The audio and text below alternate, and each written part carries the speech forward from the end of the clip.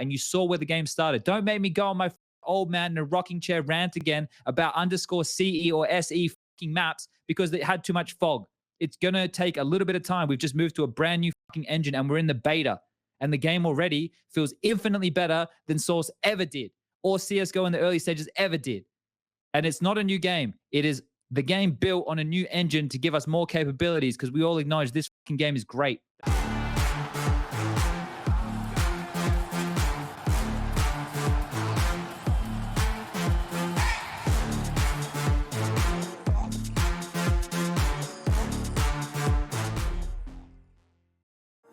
Finally, I found what I was looking for.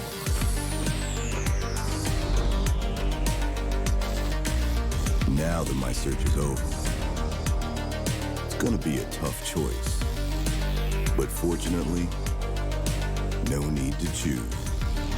When you can just have them all. Buy and sell skins on BitSkins.com.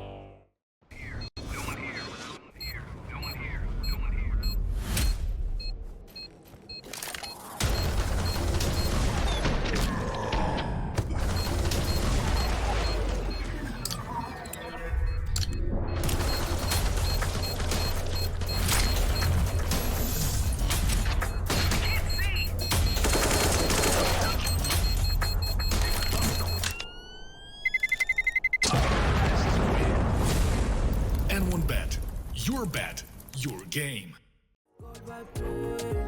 It's a good vibe, it's a good vibe, it's a good vibe, good vibe.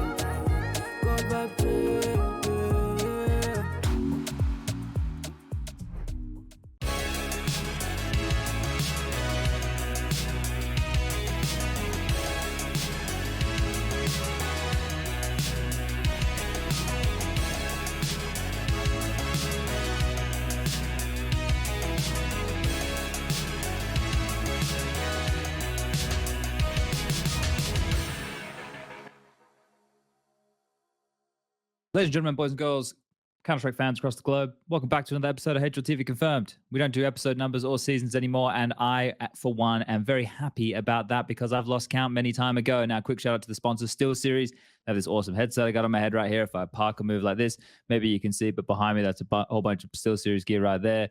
Next to all my little chibi weebies. I'm a chibi weebie shelf, and you've all got a chibi weebie shelf at home. So take a picture of your chibi weebie shelf. Send it to me. Use the hashtag HLTV Confirmed to show me your chibi weebie shelf. All right, SteelSeries, they're a sponsor. They're great. Headsets, awesome. Second, M1 Bet, remember to gamble responsibly. And BitSkins. Maybe you want some new knives because they look cooler in Source 2 or Counter-Strike 2.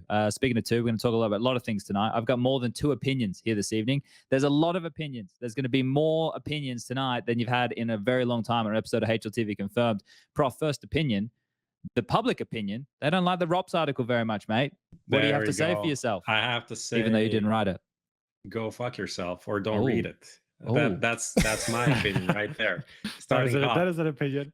Honestly, I loved one comment. One comment was like, why do I have to know this? You don't have to. You don't click on the article, but you're going to click on the article because you want to know. And then you're going to blame us for writing the article. And it's already out there. It's public information twice. First, it's public information. Secondly, someone on Reddit posted it. So like 50% of the people already saw it. What are you complaining about? This is like super obvious everywhere. So that's it. All right, that's what Prof has to say about ropz's earnings. Jason, you're our guest here this evening. Do you have a rebuttal? Nah, man, I don't really care. You know, we know how much all the pro players and other sports are making. I don't think it's that big of a deal. I was on board. Remember when Henry did the whole thing where he was like showing the salary information when he was GMing Cloud9? I was down with that. Let's fucking do it. Let's have it out there into the open. All right, Striker, will you write an article about how much money Jason earns? I mean, if there's a financial report about it, I'll write about it. I don't think there is a financial report. I think about they're private Jason. here, but I just did my taxes, so I can send you the whole binder, the whole document if you want to. We'll see what he claimed on tax. I'll post it on my Reddit burner, and then you can grab it from there. All right. Well, everyone's introduced right now. Lucas is here tonight. He's very excited, Jason. He now has sounds for the quiz. Yeah, he's been hyping that up. This better be some banging music. This better be banging. This is the thing that Lucas is the most excited about. No, but seriously, we do have a lot of opinions this evening, and we have a lot of things that I want to get through. So if you lads are ready to jump straight into the thick of it, I'll get us in there. I'll get us in there thick and fast, boys. Everyone ready? Yeah, let's go. All All right, Lucas, let's roll the bumper.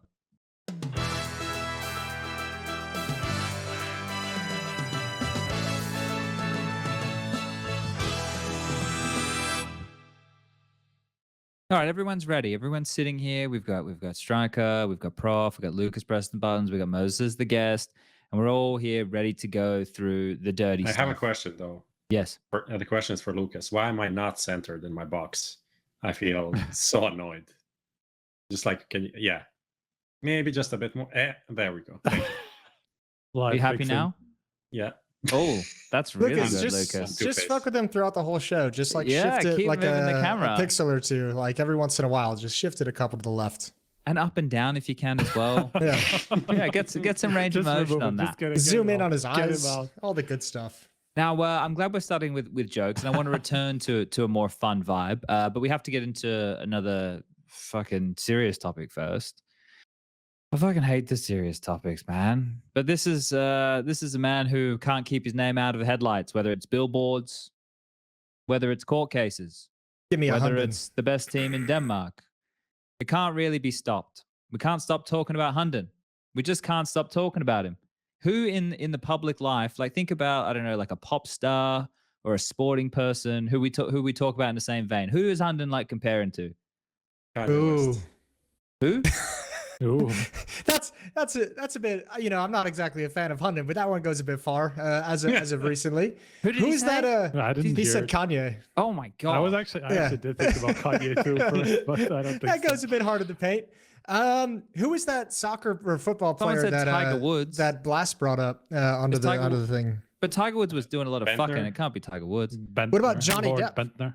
Johnny Depp. Oh, that He's could been be. in some court. He had some court cases, some Yeah, high but it profile was court like action. he's getting his finger chopped off in like domestic. So unless True, and HUNDEN he- has any of that, Yeah, and he did come off relatively innocent, so maybe it's not exactly HUNDEN. Prince Uh, Harry's not a bad one. I don't mind the Prince Harry Yeah. one. That's not too bad. All right. Well, let's kind of slowly bring everybody up to speed. So yesterday, Richard put something out on his Substack, basically saying that there's like 101 pages of conversation between HUNDEN and the Australis organization while he was under contract with Heroic, which we knew that there were some dealings going on there, but we never had the details of what was in those papers. We obviously know the coaching bug situation. We know we don't know exactly how that all unfolded, but we know what's unfolded with E6 since. We know this murkiness with Heroic and Australis. Like we remember hearing about this at the time, and then nothing really coming of it. And now we find ourselves with it back on the front page of the news after Richard has released. He had like the this is coming, and then he's had like 2 more articles come out since. Is there going to be more? Do we know if there's going to be more? Yeah, there should be more. I Okay. would He guarantee referred to there's going to be something more. like in the latest one that seems to insinuate that there's going to be more. So I feel like that's not everything we've seen. Okay, so basically this is evidence that was used in the court. Like, does we know where this has come from? Like, to be honest, it is I from wanted the court filings. Yeah, Okay. It is from the court case that is going on between. It seems to be going on still. I don't actually have this 100% confirmed, but it seems to be going on still between Heroic and HUNDEN, which started all the way back like a year and then something a year and a half ago, like mid 2021, when the whole kind of like strat sharing case began. That's when Heroic also started a court case. That's when basically the court decided to go, or not, like based on some of the findings, early findings, they went to HUNDEN's house, seized some of his communications devices, blah, blah, blah. And that this is essentially what they gathered from his devices at the time, from like a year and a half ago, and from the conversations that happened in the months before that, apparently. Okay, so I'm gonna say something now, and this kind of works for and against me simultaneously here. So I'm gonna need the 3 of you gentlemen to hold my hand through this. But I have skim read what's being written, right? But I haven't like gone through with a fine tooth comb and like read through it multiple times and stuff. I want to represent the people. Yes, I want to exactly. represent the everyman, the people tuning in at home right now who want to know what the fuck's going on. So who would like to take the wheel? And because I didn't even do a great job of bringing us up to date. The last thing we know is HUNDEN now works for Australis as the head analyst. That's it, right? He's now the head analyst at Australis after all that drama, everything that happened in the past, and now this pops up. So I think, Striker, you were bringing us there. This court case is still ongoing, right? Right. Yeah. So bring us entry us into the information that Richard has bestowed upon the world here. I mean, essentially, the first part of the Hunden files is what he calls it, is kind of like revealing information about like when exactly communication started taking place between Hunden and Astralis, which is, as he revealed still at the time that he was employed at Heroic, like in the months preceding the entire case about his strat sharing, which was obviously revealed to be to Astralis, to the Astralis talent coach at the time, VNG. And so there were some communications between him and VNG, and him and Casper Hvitt, who is kind of like the handball guy. I forgot what his title is. It's Let's just call something him the very obvious, handball guy. but he is the guy who handles all the signings and like kind of like management. Huh?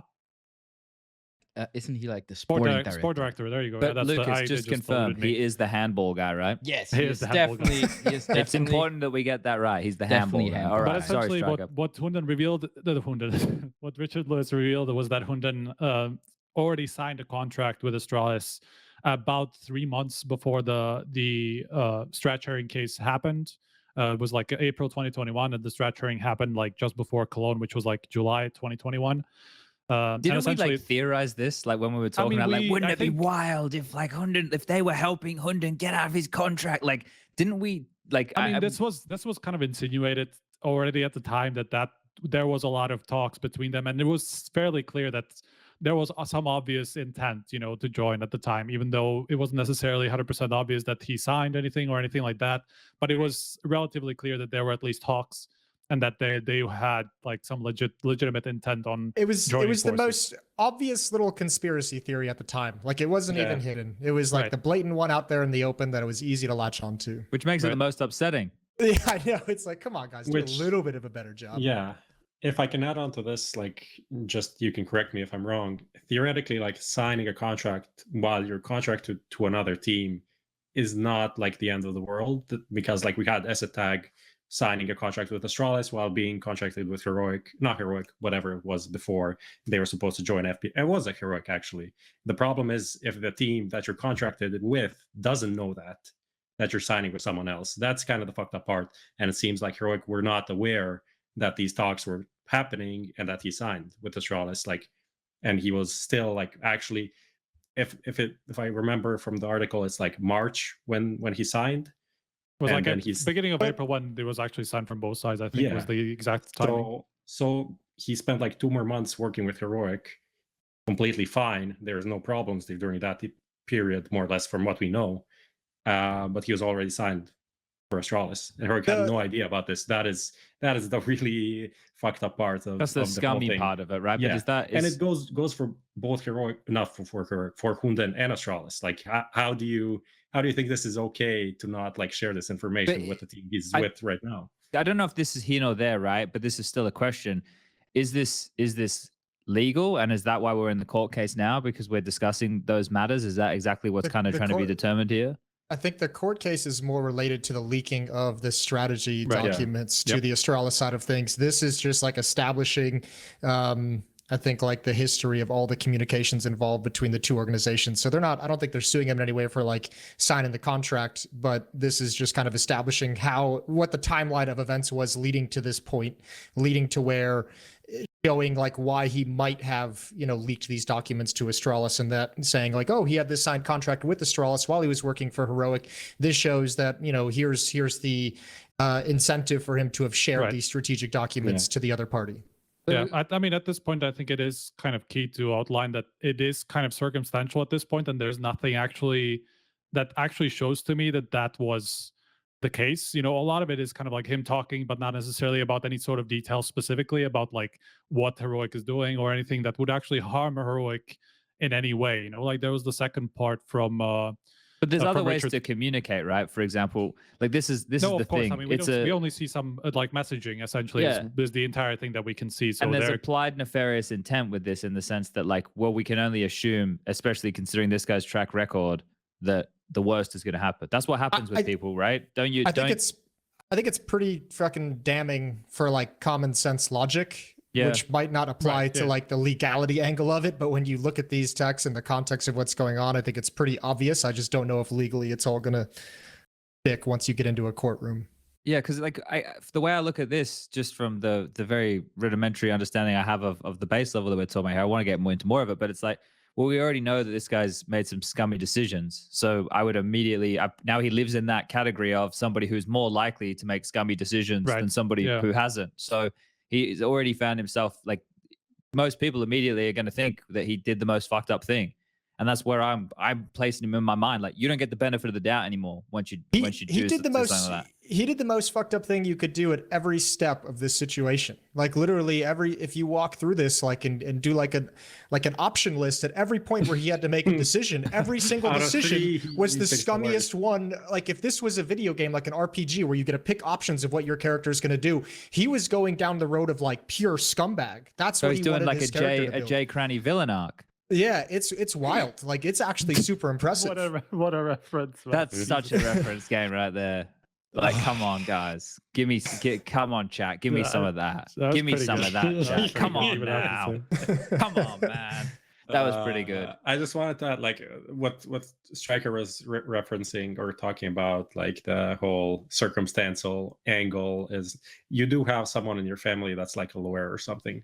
Wasn't that a thing? Or were you, because I remember when we were talking about I have my sister who's a lawyer, yeah, technically. Yeah, so that's why he's oftentimes going to take that, you know, what is going to hold up in court angle about some things. That's exactly my point, right? Like this is being disputed in court, and it's not obvious to me, especially now that it's been going on for a year and a half, that there's actually something illegal that's happened, you know, because otherwise there's obviously courts a lot of the time will take a long time, but if nothing's really come out of it so far, it feels like there's a chance that there never will. And so I'm just kind of curious about like what exactly this information will lead to. You know, it's obviously from an ethical standpoint, we can talk about that all day long. You know, obviously there's a lot of questionable kind of decisions that HUNDEN make in terms of like how open he was about like the move to Astralis with Heroic and how much whatever the communication happened there. We don't know a lot about that. Don't say questionable. Don't say questionable.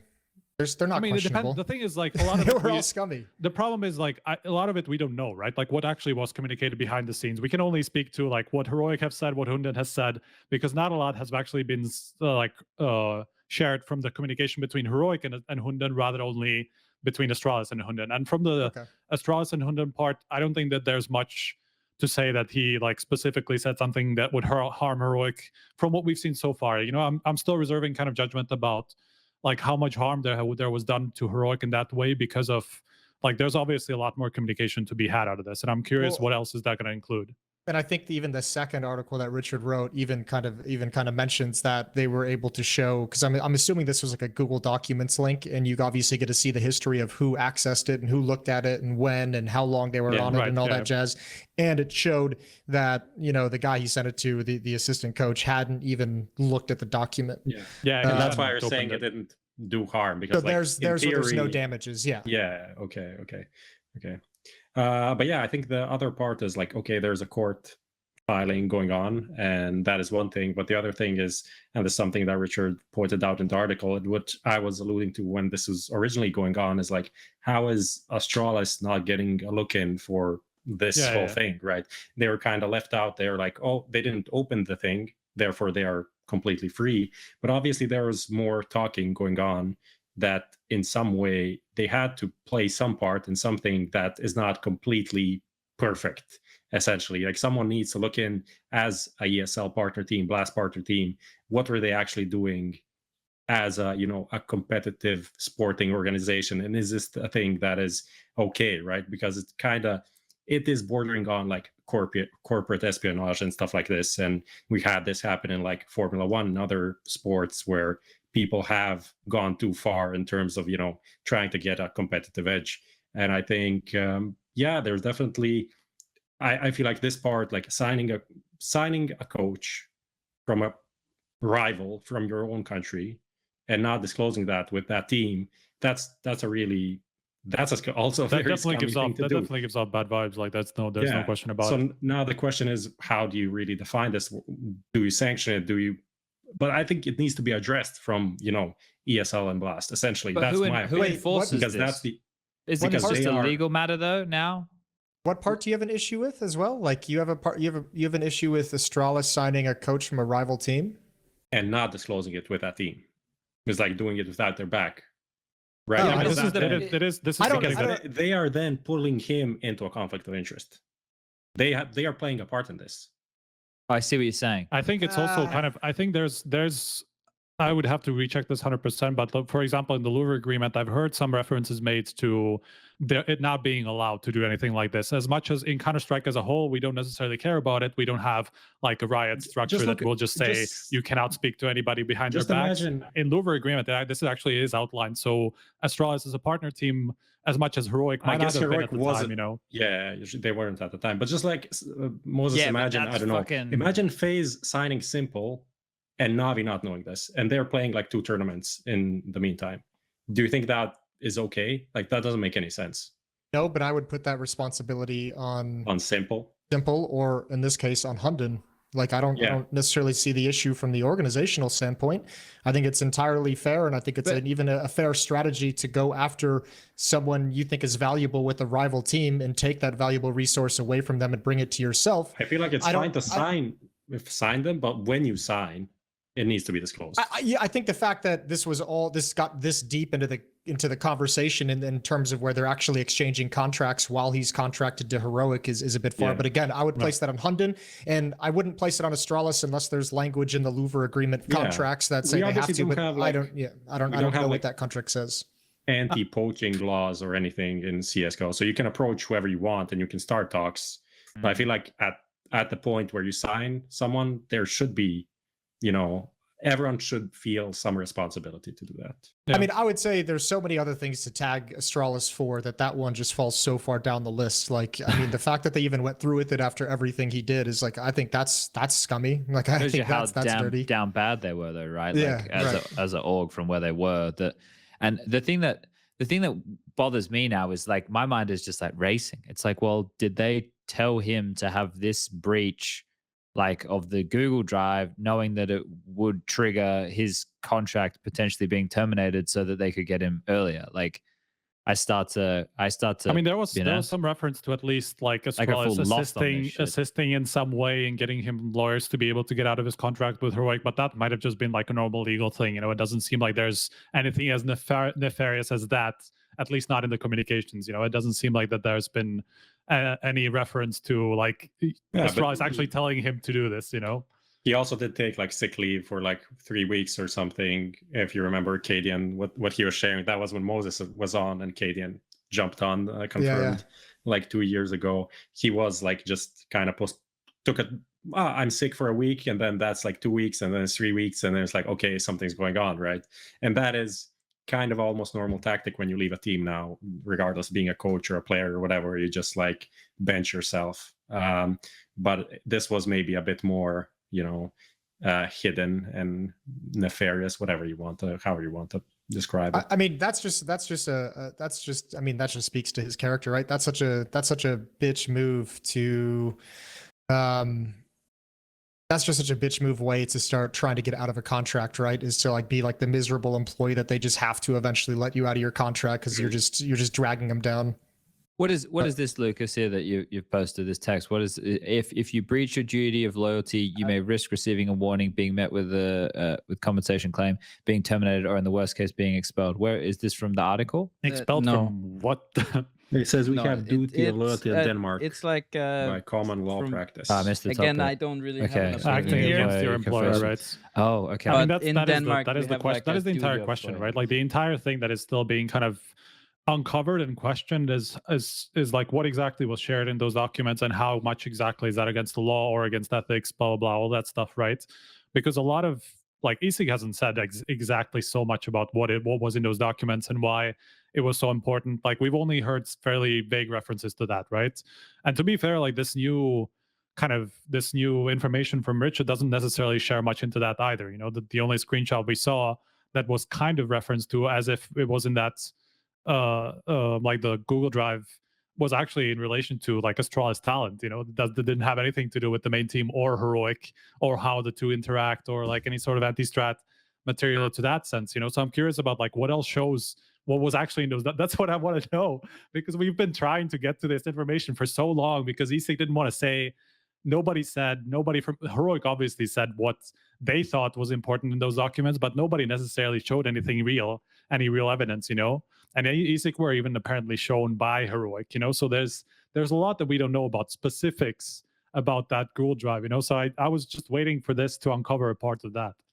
Yeah, I guess the thing here is one of the implications of what we know so far is, I guess the ethics, like you mentioned, the moral implications of this, how we feel about this as even an option taking space in our space, and then immediately I default to, well, what is the recourse in these things? Because I don't know where everybody stands on this, but this isn't where I look to ESIC. For me, unfortunately, I think anything to do with this, I don't think they're expert level enough to know, first of all, what they're looking at.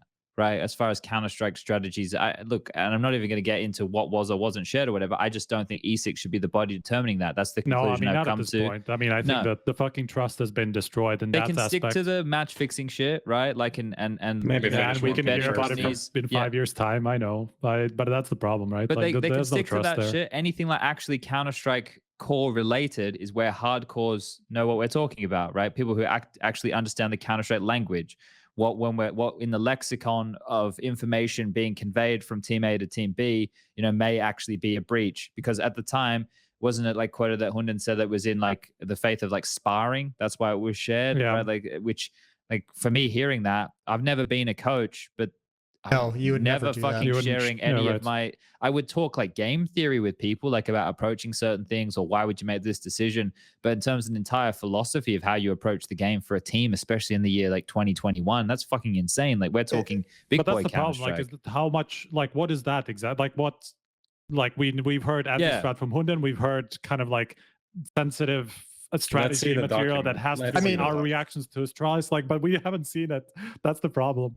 Like, we can't make an informed decision about, but morally, like, how it's bad it regardless. Yeah, right? I mean, that's you're right with that. Like, it's not.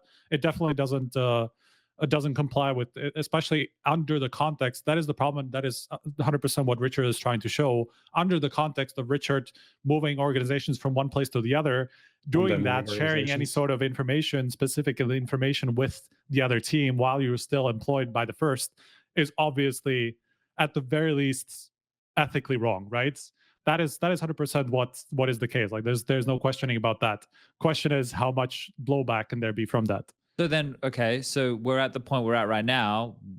What happens? Because as I just said, I don't think ESIC should be the body coming in here and. I mean, what happens? happens? The court case is gonna finish, right? And like, based on that, at least we're gonna. At least we're gonna hear that something more. Astralis are getting right now. Like, Astralis are the ones copying a lot of this heat. I know they made the decision, right? I know they made the choice. I understand that.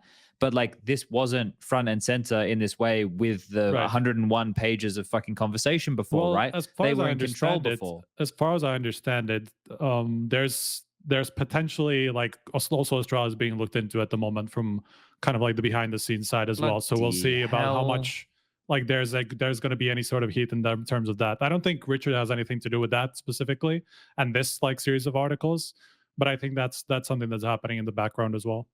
I think this is where you'd want to look to. Well, this is where I would look towards management within the TOs themselves, like the body that controls the Louvre agreement and the Louvre teams, and obviously whatever organization Blast has set up, and that's where I think they're the ones who would have to step in and have some kind of a say in it, because do you really want your partner teams acting like this? Do you want this kind of bad PR on some of your partner teams? Do you want this to be as vicious? Is this exactly how you want all these partner teams to work together to improve and better your product? I don't think it's going to happen, but that's personally where I would want to look towards, outside of ESIC, which has shown they can't handle it, and outside of the CSPPA, which has shown that they're entirely useless. So I would look towards ESL and the Louvre, and I would look towards Blast and their partner team management to do this. And I don't think either of those are going to happen. So I think, unfortunately, this court case is going to be the extent of any blowback, of any consequences. I mean, to be fair, like, if that court case does end up going whichever way, I think that could potentially have some, depending on how, obviously, you know, if it's just because whatever, nothing against the law was actually done, then, like, you know, that could mean a lot of different things that we would still find reprehensible, right? But if it says that HUNDEN was, you know, at fault for this, and even working against the law, then obviously there's potential repercussions. Something's gonna follow. Yeah, like, exactly. Like, at that point, like, Astralis is probably not going to be able to ignore this anymore, you know, because, like, whatever, there could even be very serious repercussions for HUNDEN stemming from that, because, you know, it's kind of a fairly serious thing that could have cost Heroic like potentially quite a lot of money, right? So Yeah. who knows like what the realistic punishment could be for something like that. So I'm just saying that this court case could, depending on how it finishes, it could actually have some repercussions. Yeah. It's times like these that I like to look at the positives, and I guess the only positive here is that HUNDEN's pretty much done as soon as he's out of Astralis, right? Nobody touches him after this. I didn't Nobody. think anyone would touch him before Astralis. I know. I don't know Well, if that's true, man. Because he's done after this for sure. There's no way. I don't think guarantee this. it. I don't think this particular. Unless there's going to be more from this particular series of things, I think there's still like people that are interested in somebody as knowledgeable as that to like at least set up their project. Maybe not be like a front-facing figure as Astralis have, but like working behind the scenes. I don't see why not. Man, well, yeah, maybe that's fair. But I mean, I think he better cling to Astralis like a life raft because this is his last. But they're kind of in this together now, in my mind. Like they're in like Astralis. I'm fine. I'm fine with him to just be parked there and whatever. Like, because I'm with how you opened up this section, Chad, of where I don't want to talk about this guy. We said this like a year ago as well. I think we said this like on one of like towards the end of last year. Like, I'm done talking about it. And we can obviously, when new shit comes up, we have to. But like, stay parked at Astralis. But that's where like last time I was talking about them here, Jason, it was okay. Well, now he's back in Astralis, like, and that was it. Like everything had kind of subsided. The swell had stopped. It was quite calm out there. It was like, well, HUNDEN, we don't like the guy. We don't like the decisions he's made. He's kind of put a bit of a black mark across his history and some Danish Counter-Strike history, and it's ugly, and we don't like it, and we don't want people to be indulging in this. But it was like, but he's back now. And the only thing he can do as an individual to vindicate himself is win. And now I'm like, but man, like now some of these things are getting somewhat confirmed. He can't even vindicate himself. Like it's just going to be there. It's true. It's just going to be there. And I think we're kind of, because this is only like 2 of however many X articles it might be. We're still very early on in these articles and in this court case along the time span. And this might not come up in the court case at all. But I mean, just remember how he threw the rest of Heroic under the bus once all this came out. He threw his teammate under the bus, like Nico under the bus entirely, like manipulated him with the sole purpose of throwing him under the bus and taking the heat off of himself. So if you're an up and coming player on some other team that he might join in the future, like why would you ever want to do this? Why would you ever say yeah? This is why I suppose there was quite a bit of like blowback on Twitter when HUNDEN was announced, and like people were like, how are legends like Zip, Glaive, and Device happy to have this guy there? Remember? Like that happened on social media. And at the time I was like, well, they're trying to win, right? They're like, but now this is just muddied it even more. Like I'm interested to see what more comes out. Like I'm excited to see how this rabbit hole deepens, because this drama and I'm sure in Denmark as well is going to probably, someone was saying it might set precedents for how different strategies and like who owns what in terms of Counter-Strike game plans and thought product, that may be determined in this court case, right? So it is going to have implications that affect the scene and the way that things are approached in a way. So we will have to talk about it. But I think the biggest thing is, I think it's just like, well, it's just another mark against HUNDEN. If he didn't have enough, it's just another one now. So well, I think there's also like an element to this too, where I'd be curious about, because I think one of the big things in these articles that is kind of a talking point is whether these were this strat book and these files are considered Heroic property or HUNDEN's property with which to do as he pleases. And I guess the key of the case for sure. And I guess it depends a lot on if it's hosted on his private personal email Google Drive or if it's hosted on his Heroic email Google Drive. Yeah, but then there's things like, well, it's under contract, like is intellectual property. Yeah, that is even what is outlined in that in the first article, I want to say. I mean, I would imagine it's on HUNDEN's personal email, because if not, he's dumber than I think. I mean, he was the one who like cut everybody else off from access to it. So I would imagine that's the case, and that's essentially what the dispute in the court is, like whose property is this, and so as a result, was it his right to share this with somebody other than his employer, right? Because Heroic, I think what Richard was saying is effectively claiming that because of his contract, like whatever he creates under that contract belongs to Heroic as their intellectual property, right? Because it's work that he did while being employed by the team, right? But HUNDEN on the other side is claiming that it's his own property and that it's his to do whatever he wants to. So that is effectively what the court case seems to be coming down to. Yeah, let's talk about the other things. And Okay. because we're gonna have more HUNDEN news at some point. So Yeah, okay. So we can be let's returning move to on. this. I just want to say this. If this will tie with the conversation later. I'll return to this. Okay, so the next two pieces of news that we're about to get into, I'm not even going to utter them. I'm going to select one of them and I'm going to walk away because I have zero interest in talking about our next two topics. I care so little about these next two things that I'm not even going to mention them. So send me a text message when you guys are done talking about these next two things, and I will return. But otherwise, I'm fucking BRB, boys, because these two things I could not care fucking less. Good thing we have our resident USA expert. Yeah, so I'll be back. Just send me a text, all right? That's got to take a that's dump. fine. I'm gonna call you. Also, Wait, we think he's pooping or jerking off? Honestly, this is like an absolute. What about both? Isn't that is there a name for that? This is actually a statement. Okay. Walking away. This is very 2K news. It's very French. Walking away from North America is what he's doing because it's EG as well. Gotcha. Okay. So Moses, Stewie 2K, can he return? Is he gonna ever be a relevant player in CS again? He could be if he wants to. The question with Stewie is if it's something where his heart and his head are gonna be in the competition. I think unfortunately for Jake, you know, when you look at the way or how his Liquid exit played out and kind of the last year of his tenure in Liquid, and then obviously the EG debacle, I don't think he'd ever want to return to EG to begin with, obviously. I don't think EG would have him back, but he's going to have to start, you know, from the bottom again. You know, he's going to have to reprove his worth within the region. So there's a little bit of like reputational damage he's going to have to repair. And I think that could happen pretty quickly.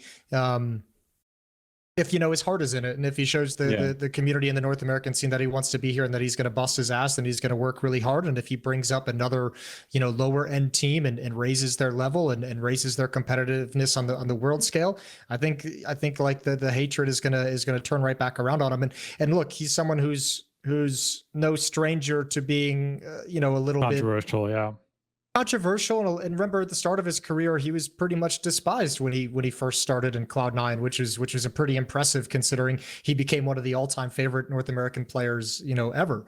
So I mean, he was able to turn around once before.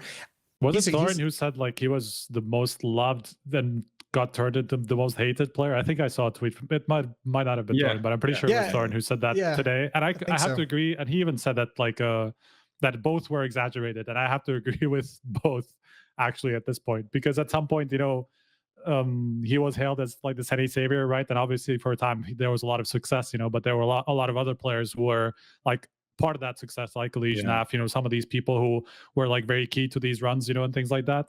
And so like I agree with both sides. Actually, I agree with you that it's not like it's unrecoverable, like the situation that Stewie is in at this point. I think it just was a bit regrettable the way that he handled the criticism that came along with like the early EG stuff and how he responded to that. But I think there's still some time if he was willing to work his way up, especially if it's kind of like an up and coming team who can really benefit from like a guy as experienced as that.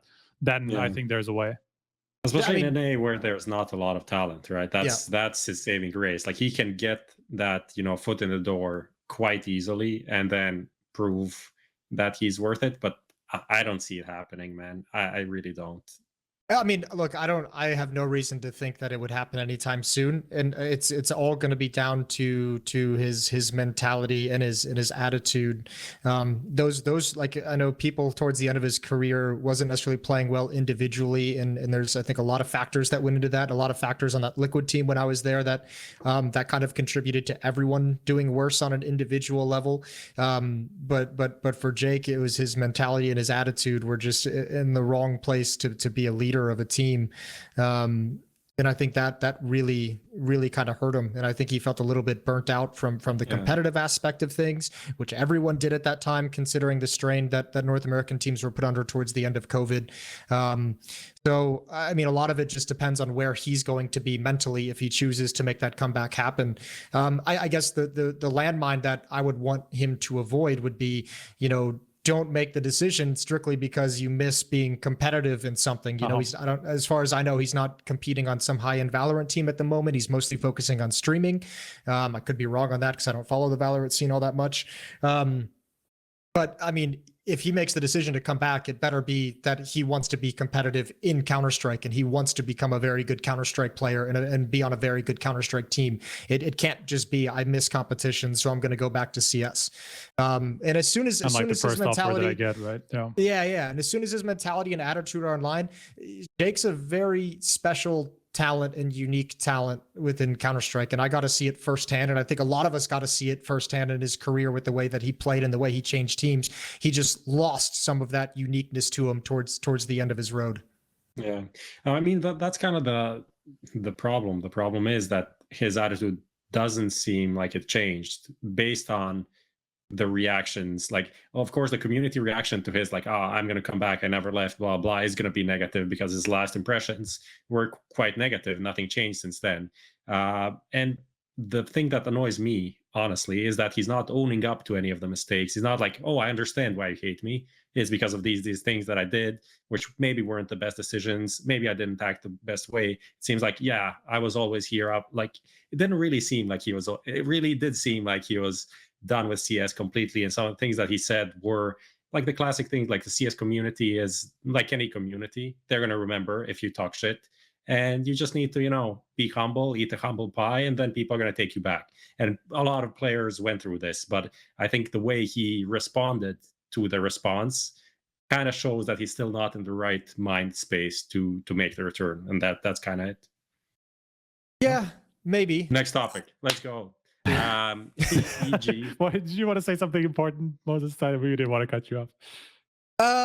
Not necessarily important. I think it's just, I think when, having experience being a coach and obviously talent and being in community crosshairs at times, I think it feels very, very different when you're that person kind of being targeted. And I think a lot of the things Jake did probably warranted a lot of criticism from the community. But I think there's also like the other side of the story, which when you're kind of sparring with an entire scene and community in some sense over decisions you've made, you don't ever really feel like you get a clean, concise way to get your side of the story out, because you're like arguing with like a faceless, nameless mass of thousands of people. So right. I think in some regard, I don't even mind Stewie being like really abrasive to how the community kind of portrayed him and went after him, just because I think that's the same kind of attitude that made him such a good player at times. And if you don't have that attitude, I don't think Stewie's the player that he could be. But yeah, I don't think there's necessarily a right or a wrong answer to it. It's just whether you want to endear yourself to the community or not. I don't think it would affect him coming back and playing well within a team. Okay, that's fair. Now EG, the team that Stewie ruined not that long ago. But since he left, it's not even better. So can we actually say Stewie was a bad influence, right? If you take away the cancer, you're still dying. I guess doesn't maybe it wasn't cancer. Maybe it was just skin. EG, what the fuck was this? Like, they didn't even say anything. They literally did not. I did not see any post about it. I just saw on HLTV that, this team, which is our main team, is not going to play in this tournament, which is our primary tournament for the year, especially since they didn't qualify for the major. We're going to send our academy team. Like, how is this possible? What is going on? What? I mean, I think for me, what that signals is that the main team is in flux again.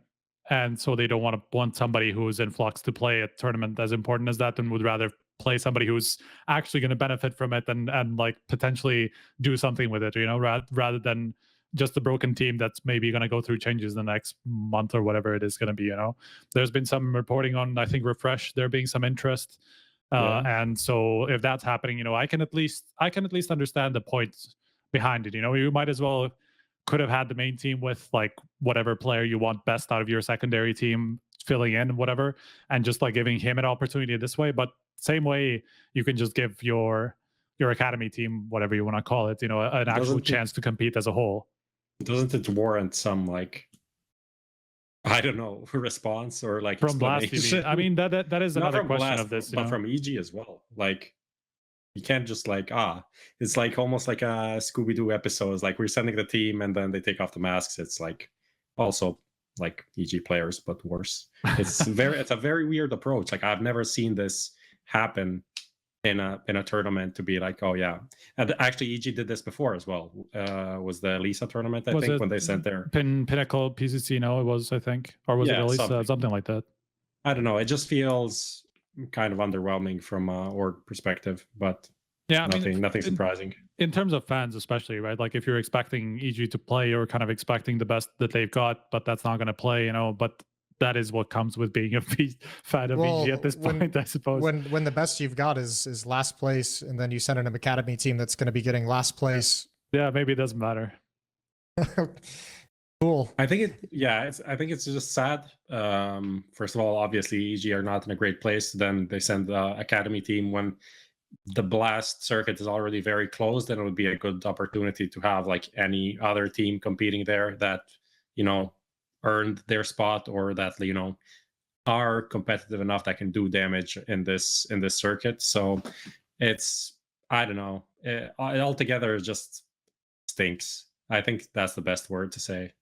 Yeah, it is a bummer for a brand such as EG to be going through this. But I mean, I think this was, you know, I know for the longest time we kind of said this whole EG plan that they have in place, we're gonna have to look back on it, and like I think the idea makes sense in a lot of ways, and it obviously either wasn't executed very well or was maybe, especially with 3 teams, a little bit too grand to actually pull together. And I don't think Counter-Strike's necessarily a great game to be able to pull this off versus League of Legends, which is where they obviously got the inspiration.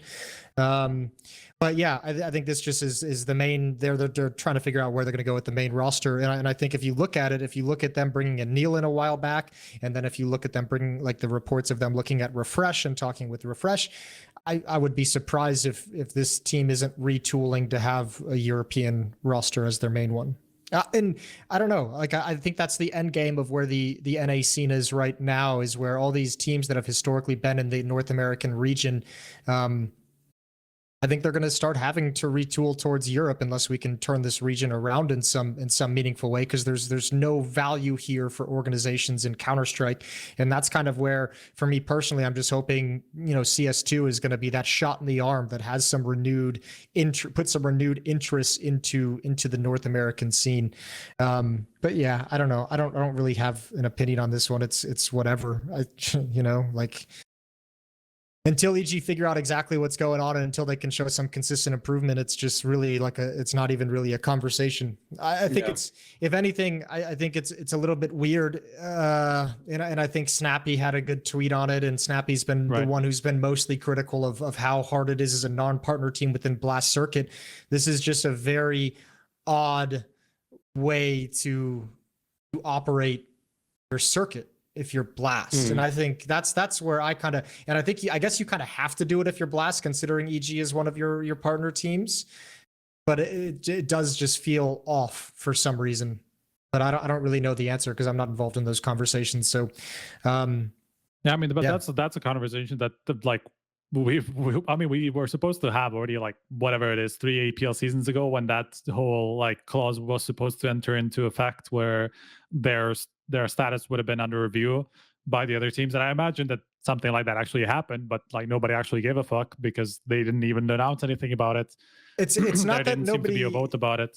If I had to guess, it's not that nobody gave a fuck about it. It's that everyone is really trying to do everything they can to keep the North American side healthy. And if you're going to remove one of the few organizations that's willing to spend money on Counter-Strike in North America, then you're just further damning the region and the scene into nothingness. So I think that was probably, if there was ever that conversation, I would imagine that would be the driving force to why that clause wasn't triggered and they would be removed.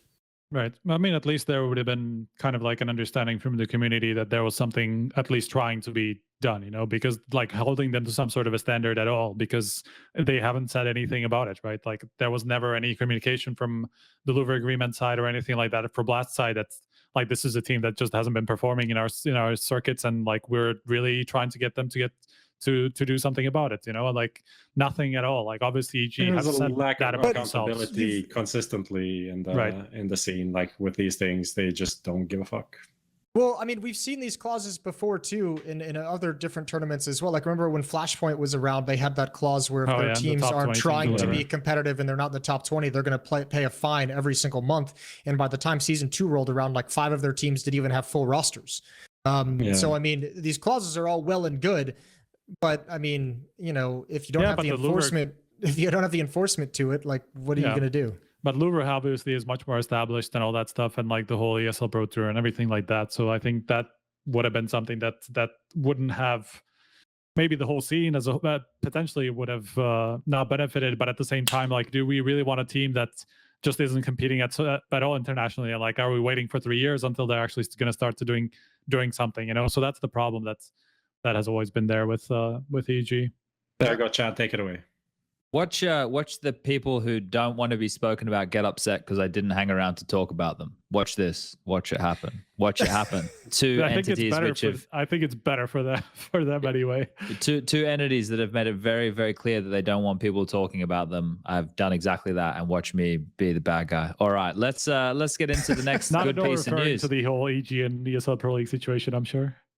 Mate, if they don't want us to talk about them, we won't talk about them. It's the easiest thing to do in the world. It's fucking real simple. Wait for EG to show up at an EPL and you just cast one side of the game. Yeah, it's EG against, like, I don't know, Los Cogutos in EPL season 25, and you just cast like the T side, CT you don't mention. I saw a tweet at some point about even negative conversation is a good conversation. So I'm just rolling with it. I'm following all the rules. All right. As long as you're happy with the rules, Jason. What Hunden is doing is actually big brain marketing. There you go. Hunden is marketing himself the best way he knows how. Everyone knows his name now. without him actually saying anything. CS2 Major. Let's talk about some good stuff. Go. Let's talk about some good stuff. So today we had a little piece of news come out. PGL are going to be hosting the first CS2 Major. Now there needs to be some conversations before we get into that, because I fucking hate where this train has gotten. It's not even a train. It's a fucking wild horse. This wild horse has taken off and it's frolicking somewhere in a forest, and people have no idea what the horse even looks like anymore. And just the language we're using at the moment, some of it is for marketing purposes. Some of it is just because people don't understand, and it's upsetting me. It's upsetting me, guys. What's upsetting you exactly? So for Blast and PGL, right? I understand it's a very good position, and same as like ESL marketing the show match. You mean the last CSGO major? The last CSGO major, the first CS2 major. It's marketing. You're going to do it. Of course, you're going to do it, guys. But that plus the general community sentiment right now is having us kind of paddle down a river, where people think that this is like a whole new game, like when we went 1.6 or source to CSGO. Like the way that people have taken this whole thing, now people are like, CS2, oh my god, it's brand fucking new. Okay, so it's a game that is built on an engine to be like another game, because the game that is currently the best version of the Counter-Strike that has ever existed has reached its limitations in terms of how we can fix bugs, continue to update it, bring new content to the viewer, and expand the game as we move hurtling through fucking space on a rock orbiting the sun. Right, we can't evolve anymore in Source 1, so we need to port the game, which Valve have fucking said is sick. Right, by doing this, by taking the current game that we have and just trying to port it to a new engine, they basically want a lot of the core mechanics. At least this is my understanding. Guys, correct me if you have different understandings. The core mechanics that make this game a 1.5 million player concurrently game on a new engine. That's essentially all of this. So CS2 is just the evolution of CSGO, whereas 1.6 to Source was a whole new game. It was a whole new fucking game. And guess what? When they made Source, they didn't take into consideration anything other than 5v5, terrorist versus counter-terrorist, and these are the guns. They fucked it. They did dynamic weapon pricing. They did all this fucking nonsense. They made these big, chunky models. It was completely different. It was shit. It was nothing like Counter-Strike. And Jason Moses fucking O'Toole was there when 1.6/Source were out simultaneously. They weren't the same game. They were two completely different disciplines. They were different. This is going to be the same. And this is another point. There's too many fucking new gaming Andes who weren't around when different iterations of Counter-Strike came out and you saw where the game started. Don't make me go on my fucking old man in a rocking chair rant again about _CE or SE fucking maps because it had too much fog. It's going to take a little bit of time. We've just moved to a brand new fucking engine and we're in the beta. And the game already feels infinitely better than Source ever did or CSGO in the early stages ever did. And it's not a new game. It is the game built on a new engine to give us more capabilities because we all acknowledge this fucking game is great. That's why your skins are coming across. If Valve wanted to fleece you like Blizzard or Riot, they would have just made a whole new title, and your Dragon Lore and your fucking HAL are worth nothing. But we're porting them across. That was the whole point of this. So the game continues. So the game lives on. So we're like, oh, it's the end of an era. Yeah, because we're moving. We're moving house. We're moving to a nicer house. We're all still living together. We all still love each other. 2 extra bedrooms, 3 right? extra bathrooms. It's just a nicer house. Yeah. It's a Jacuzzi nicer in the house. backyard. The sun sets in a different place. It's not. We got different neighbors. You know, we can skylights over the kitchen. It's fucking nice. But it's the same. It's essentially the same thing. That's why the maps look the same. That's why the core mechanics are trying to be the same. Guess what? They've updated the game once in the week that it's been out. You think they're not going to update it more? They're just getting some data. No, I think this is the final version, actually. This is what we're releasing, everybody. We're releasing this. That's why we rolled it out in the beta, so we could get everyone to play Dust 2 exclusively for a week and then just release it. Just release it. So this is the game. Dude, I actually do agree with you on this point, that especially about the whole... this is the last chance for Nico to win a major. I'm sorry, what the fuck? Where did we get to that point? And then the whole people starting to talk about like the difference in, like, this is another thing that fucking irking me. Oh, well, you know, some people had years where there was 3 majors, some only had 1, then there was COVID. Yeah, because what we're doing is a constantly evolving thing. We're not. No, but it wasn't. I think that point wasn't necessarily about like that. Like people didn't. It's all mounting for me, Striker. It's all in the same mountain. Okay. It's all through this same lens of like, this is the end. Well, no, we're just gonna have a source. Like, it's just gonna be called Counter-Strike 2 now. It's gonna. There are more majors. It's just next year. But it is like that point of that specific tweet. I think it was from Note that I actually retweeted. Was more about like historically rather than going forward, you know. Yeah, like historically it was fucked anyway. Historically, the first major started at the end of 2013. Historically, the first couple of years had 3 majors. Historically, the formats of the majors change. Historically, HLTV have 2 different fucking stats databases for the challenger stage and then the legends and the rest of the tournament. Like, what are we talking about? Technically, that's still allegedly. Technically, like, it's all fuck HLTV. Exactly. Yeah. But anyway, I 100% agree with that point. Like, I don't think that there's like CSGO is ending. I mean, it's just continuing in a slightly different coat, right? And like imagine this is just an update to CSGO. We have never gone through one of the bigger updates. Yeah, I think it's on par with one of the bigger updates that we had. Like, but that's also part of it. You don't know. But this is the thing. The new game Andy's prof. The new game Andy's haven't been here for the early days of CSGO, where there were significant updates. Just go back to the first major and look at how the game looked at the time, and you just tell me how we got from there to 2022 without ever releasing a new game, and tell me those are now 2 fucking different games. It's just incredible the difference between them now. On the same engine, right? It is the same engine. It's the same engine. It's a completely different game, right? It's this is like. This is where I've been lost the last couple of days reading this stuff. For me, one of the things that I was kind of surprised about, and I think is bad actually, is that Twitch split up the 2 games in 2 different categories. Yes, I think that's kind of stupid, because it is literally the same launcher right now, and I presume it is gonna stay the same launcher. Like, when you have to understand from their point though, like they want people to go to Counter-Strike 2 only for Counter-Strike 2 stuff, right? So I understand you should be able the to filter, like you have filters for maps and whatever, and you can find that. I don't know. I think it's kind of weird because it's gonna be the same thing, right? It's just giving the illusion that things are split. Like, I understand why they're doing it, but all of this is kind of adding together to have that whole conversation that like has been lingering. Like, I saw Seized make a tweet at an ESL account yesterday when they were talking about season 18, and they were like, oh yeah, but which game is it going to be? I don't know, probably CS2, because by that point we're in the second half of the year and it's after summer, right? But the fact he even has to ask that question means that a lot of these people don't understand what's happening.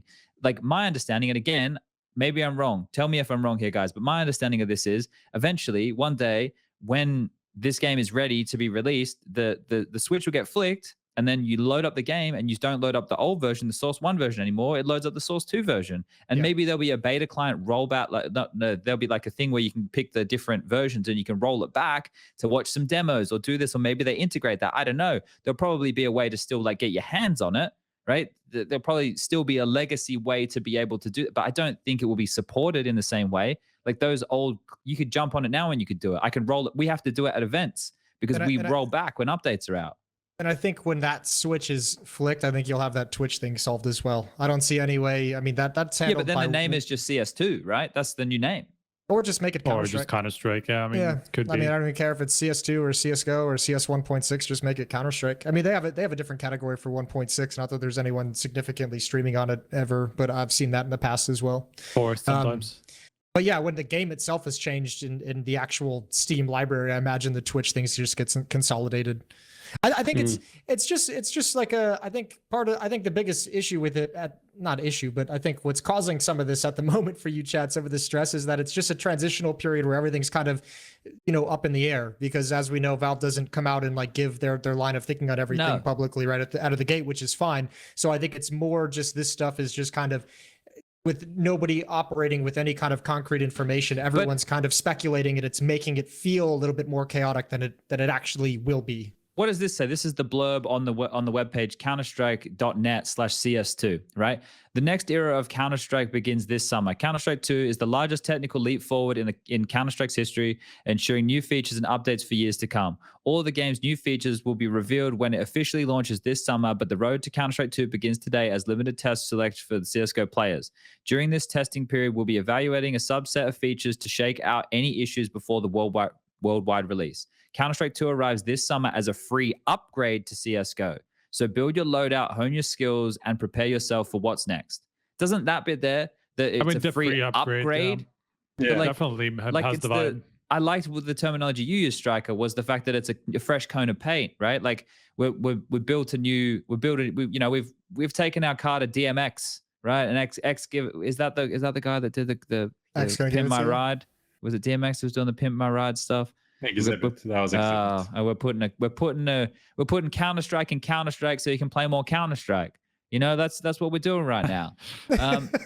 Bro, you know. really are a boomer, you know that? I know that. And that's why I've seen it all, Striker. I'm pulling the boomer card today. Yeah. Like when we're talking about Counter-Strike and updates, I'm pulling my boomer card because I've fucking seen it, man. What's the Zoomer saying, Lucas? What's up? So, I mean, this is very much my point of view. Basically, how old are you, Lucas? Just preface this. How old are you? I'm 24. I started playing Source. I never played 1.6. Sadly. But I think the whole is there going to be a CS:GO Legacy version? Is the whole question of how much are they going to be breaking like old workshop maps? Like, but that's the thing. It's just going to happen, right? Like, and it's not breaking them. It's just they're redundant now. We need new ones. There's a new engine. You say that, but once Source 2 comes out, everything also kind of breaks that we have today server-wise. No, I'm aware. Like all the bots, right? All the different ways that FaZe are integrated, all the things that everything that you guys have is going to change. But the whole point of this is right now, and I'm sure Lucas, because you actually work like closely with the game to pull certain data into APIs and terms that I literally don't understand, bro. I'm an idiot. Oh, but I was hyped when I saw the announcement, and then I sat down and cried. Yeah, because I know there's a lot of work now. But now you're going to have new options and new things coded into the game that may or may not make your life easier. In the short term, no. And it's the same thing with the players. It's why the pro players don't like some of the new elements. For example, the smokes, because it's a new part of the game that they will have to work harder at initially to develop. And what that means is other people also get the same thing. Everybody just received a new piece of paper. And it said, well, let's solve this as quick as possible. Yeah, and guess what? It doesn't level the playing field, but it allows people to make up ground quicker, essentially. Some people are going to start quicker, and maybe that's going to be, the I don't know, early start to get on a better team, climb the rankings or whatever. There are definitely going to be, and this is why it is, you're making this point that it's all going to be the same, but it's not going to be the same. It's going to be very similar, but there is going to be differences, and it's going to be significant differences just based on the smokes, the skyboxes, some of the things that we're pretty sure are going to stay the same way, like the Molotov, smoke dissipating things. There are a lot of players that knew how to abuse this, and when they can't do that anymore, how is the game going to change? Is it going to be more about like raw skill versus learning these small gimmicks, or will there be new gimmicks to find? There certainly will, right? So there's going to be, it's going to be a new evolution, Bro, kind of a new I start. can't wait for that shit. I can't wait for people to just throw like a fake wall of smokes, just to throw one more smoke behind it where everybody is going to hide, just to prepare for like the innate to dissipate the wall and blah, blah, blah, all that stuff. Like, it's just going to be fun. I think that smoke nade thing is so overblown, actually. Like, I think... we need pro matches other than people, everyone just running around like headless chooks on dust too, running up mid and shooting each other, right? Like, I think we just need to see more maps for sure, just to see that potential. I also think it's going to be closer to like remember when like the nade stacking, like dropping utility and like having a cache of grenades behind you at a bomb site was like people thought that was going to break the game as well. I think this is going to be in a similar line. I think that nade thing is going to be like a fun little gimmicky play. I don't think there's going to be any super huge strategies based around it. Like I don't think it's going to be anything super crazy at all.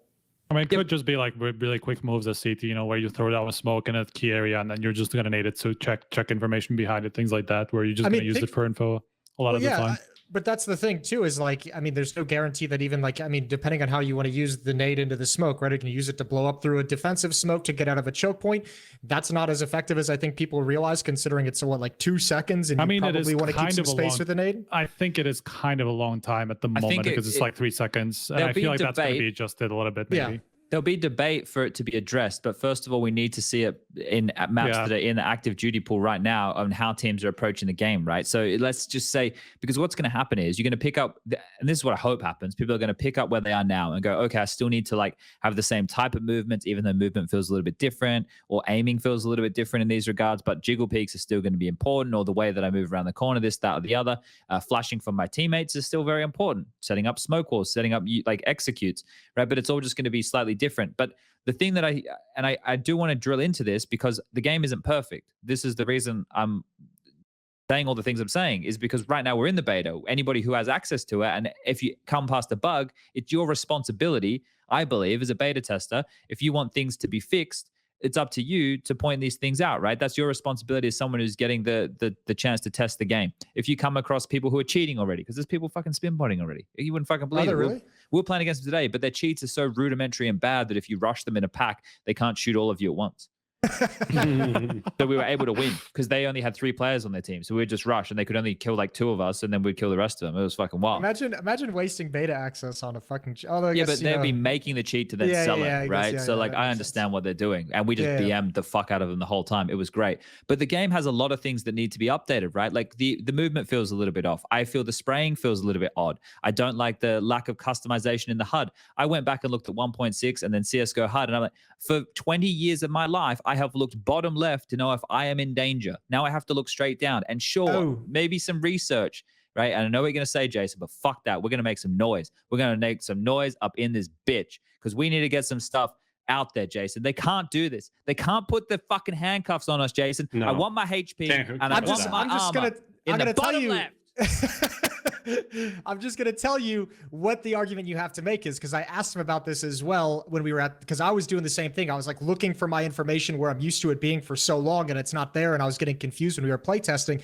And I asked them about that. And they said one of the issues they ran into in Source 1 and current CSGO is if they want to add elements or add different features to the HUD down the road, it's really hard to do that when everything is customizable the way it is. They said that was their biggest obstacle with it, why they don't want the HUD to be super customizable the way it's been in the past, is because if they want to add things down the road, add new features, add new information to the HUD, it's really, really hard for them to be able to do that if everyone has the ability of changing it, because then all of a sudden you have to account for different space on different parts of the screen for, I don't know how many different like setups you can actually make, but let's say it's like 10, right? Like then all of a sudden you have to actually account for 10 different ways of this HUD being laid out. So that's kind of their concern with the HUD, and that's why I don't think it'll be changed. But give us the option. Don't take it away from us. If I want to have a HUD, like if like today people use 4x3, which we know is inferior to 16:9 because you can see more, right? And people get 4x3. If I want to choose to have a setting that is worse because I feel more in tune with it, let me fucking do that. Let me choose to have my money or the bomb where I want it to be. You can't allow users to do bad things because then they're not going to enjoy the product, and then they're going to blame you, even though they decided to do this. This is how things work, unfortunately. But the case is, right, like if it was something that hadn't existed, you're changing something which is actually core to the HUD of people who play Counter-Strike every day. I didn't play the access. I don't even know if I have it or not because I'm not at my PC. But just the concept of that not being in where it's like moving the kill feed from right side to the left side. If they did that, I would just not play the game. Probably, I would It's be like- so it's- upset. What if they took your console away? I don't really care for that, honestly. No, you don't mean that. That's weird. Don't You ever don't- say that again. you don't mean I didn't that at like all. that. I mean, No. during like in game or in completely. Oh, you don't mean that at all, Prof. What if Oh, there was no gross. console? What if there was There's no something- console No, at all, man? completely would be awful. But like Yeah. while I'm playing it, I'm not one of these people that change like resolution and like crosshair, like +1, -1, like all of that bullshit. Just play the game. Yeah, but like a lot of people do, man, and this is the Ugh. problem. What's your yellow, Prof? This I is never expected that. It feels a little bit dirty right now, doesn't it, Lucas? It's really deflated the entire show. Here's a link, Lucas. Bring that up. That's Actually, the HUD as it is right thinking now. about it, disconnecting and connecting to servers. Oh, that would suck. But I guess Well, you don't need that because you might not- matchmaking is going to be amazing. But that's the thing. Like, if the game actually worked how it should be, you don't need those things. Like, if it worked like a 2025 game. But that's the thing. Why do we need to remove it just because it's not modern? Am I don't that know. much of a boomer that like what? Why is it bad that I know a command that you don't know? Right? Like, as long as it exists in the menu. Why are you so arguing? Is this like actually going to happen? Like, are you? Why No, are you but I so- was just I've- throwing like- it out there. Imagine if it did Okay. happen. It'd make me sad. Okay, so this is the. We could be talking about these things forever, man. Like, This is- imagine if there was no op in the game. Oh my god. Lucas, can you go to the other one, the Source 1 version? We'll go Source 1 and Source 2 versions of Counter-Strike. We're just going to call it Counter-Strike. what are we looking at?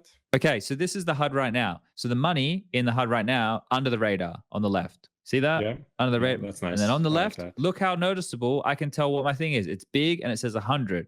And it's a picture of a helmet inside armor. That's my fucking armor, right? Yeah. And I then see you can that. see my knife, and you can see my pistola, and then you can see all the names, and you can see my weeb anime profile picture at the top, right? Lucas, Because go to that's the. how you get elo, right? That's how you get yellow. Lucas, go to the Counter-Strike 2-1, the Source 2-1. Okay, so now when I look bottom left to know if I'm low, I'm looking at fucking money. I'm not 1600 health, you know? I'm not Right. a. Surely you're gonna get used to this change and like so quick. But why? But I just But why want do I have someone to get tell me used to this why, change, man. or- Why? I already told you Because- why. I I don't- already told you why. But it, Exactly. Totally. Yeah. but what feature? Okay, so now I don't know. can't. I Maybe can't it's tell. for I mean, to be danger fair, zone, like, maybe isn't for it- a new game mode, maybe for a funk vehicle, maybe, you know. Dude, this literally is. I'm so much of a noob. I don't know if I'm on terrorist or counter-terrorist side. I have to put a logo in the middle of your screen. I don't even know what that fucking logo means with the two knives across each other and the star. I guess that means I'm on the terrorist side. Is that how much of a fucking noob we're catering to now? You don't know Well- which side you're on? Press fucking tab. You know what But also- fucking also it side you're doesn't- on? You- It doesn't guys, help that you have a green HUD, you know. You have the option of use team colors, and that's much easier. When we were at the playtest back Come in on, man. January, after the first day, we all went to dinner at Brazilian barbecue, and I was fucking dying inside. It was the funniest thing ever. We sat down at dinner, and like you could tell there was like different people who came into the playtest with like different mindsets, right? Like I think Get Right and I were on the same page, and Chad and Forrest were on the same page as Oh, well. we were done. Where Chad and Patrick like came into the playtest, We being were like, out of there. this game better be fucking ready to release now. I want to be playtesting the game that is perfectly ready to take over this beautiful version of CSGO that we're already playing. And it obviously wasn't even close to that. So they were fucking raging. They were Who like, are these two people you said? Chad and Patrick. They Who's sat down at Patrick? dinner and Chad was just Forrest. like, Oh, Patrick, Forrest. Okay. we gotta go in tomorrow and we gotta fucking wreck. We gotta make sure they know how We gotta bad go to this war, game is. man. We gotta take a battle. And Get Right and I were sitting there at dinner, and we'd come in with the mindset of like, all right, let's see where Valve's at with this game. Let's give them some advice. Let's try and steer them in the right direction. Let's give them some different things. So we'd had a great time at the play test. The game obviously wasn't ready. There were plenty of issues, but like we were in like this happy mood, and Chad was just there seething. It Hey, couldn't Patrick even was enjoy with the me, dinner. man. Me and Forrest were the same, man. Come on, man. Oh, it was He's a so fucking purist, funny. for Check your sure. Twitter DMs, Jason. All right, here we go. Yeah, take a look at that. Man, I do they're- have they're to- I do Valve are have to say taunting that- us right now, man. Are they already just like chastising you for what you're saying? Yeah, they said our thoughts are with your you and your eyes. We hope your eyes can adjust to looking straight down instead of down and left. That's exactly what I was getting into, Come right? on, Because like man. it's much more like at the moment they're making the game much more like you don't have to use so much of your peripheral vision because of this like very key information. First of all, the kills, you don't have to dart your eye back to the top right so much because of the kill feed, because you have the flashing light in the middle, and you don't have to dart your eyes all the way to the other side for bottom left for information about your HP. You can kind of focus on your crosshair and you will see key information without having to make too much of an effort and like taking focus away from where you're shooting. So I feel like as much as I'm sure boomers will have a hard time getting used to this after playing the game for 20 fucking years and having the information in the same exact thing, place. Striker? What about my scope thing, man? Just like I mean, the question about the double HUD. click on the scope, I have to say, is annoying for me too. Yeah. The HUD. The HUD, can yeah. you- Small details. The HUD used to be you could like move it inside, if that makes sense. If you Yeah, you played can do 69, you can You still can do it a that. little. You Yeah. can do it a little bit. Yeah. Okay. Mine is on that screenshot. So if you look at that screenshot, I brought it in. It's not all the way to the edges Well, because I don't see the screenshot anymore. So Lucas, but- bring the but- But screenshot up, doesn't man. that make your issue even worse? Yeah, but there was other things because there was other elements that didn't seem intuitive. So I thought if I bring everything smaller, then Then you will not I'm have, not like, lost. you will not see the information where it's like the wrong information where it's I'm supposed not to be, right? as lost for as long. I understand that. Yeah. I tried the same thing during the playtest as well, because I mean, I might be wrong on this, but in CSGO there is an option to like make the font of the HUD bigger, right? Like you can actually increase the size or something like that. Can you? I don't know. Yeah, you can make the HUD. Yeah, you can make the 'Cause elements bigger. Yeah, I because that's why I asked at the playtest, because I felt like it was super. So it was just hard to see. I didn't really care about the change of the layout. I can get used to that, but it was just hard visually to see with the size. But I use 16:10 as well, so. Boomer moments. The font is too small, people, please. I had LASIK. I have LASIK as well, so I can see great. I was actually spending. So I want to do something here. First of all, I just want to say congratulations. Okay, you do it. I just want to say congratulations to PGL for being the ones to host the first ever CS2 Major. No, but it's going to be just, I want to quick go on this tangent, cover this, and then I want to come back because I have a lot of stuff I want to talk about, but I want to make sure we give this the coverage it needs. Can I talk about I just want to say, Yeah? I don't want to remove the console. Like I use the console sometimes. I was just arguing the point. Like I'd like it to stay. You got- not are just you like sure- being Are on you the Yeah, other sure side. you're saying this not because of a lot Peer of backlash pressure. that you're getting at No, I just realized I use Twitter, like chat? quit, disconnect, and all these things I use all the time, and it's much faster than like using the menu. It will always be faster than the menu, and it is better. So Okay, please nice. keep it in. Yeah, wink, nice. wink if you have a gun to your head. Okay, so quick shout out to PGL who are going to be a host of the first CS2 Major. But the thing immediately to me, and I thought about this when I saw this, and I saw where it's going to be, because it's going to be in the Royal Arena in Copenhagen. If other people haven't been keeping up, The whole world is backwards, man. mate, they've just come in and they have just cut blast grass. You know that they've just come in and like they've What taken save blast is girl, that, man. bro? They've taken like blast girl. Oh They've no, cut them someone pretty cut my hard. grass. Damn.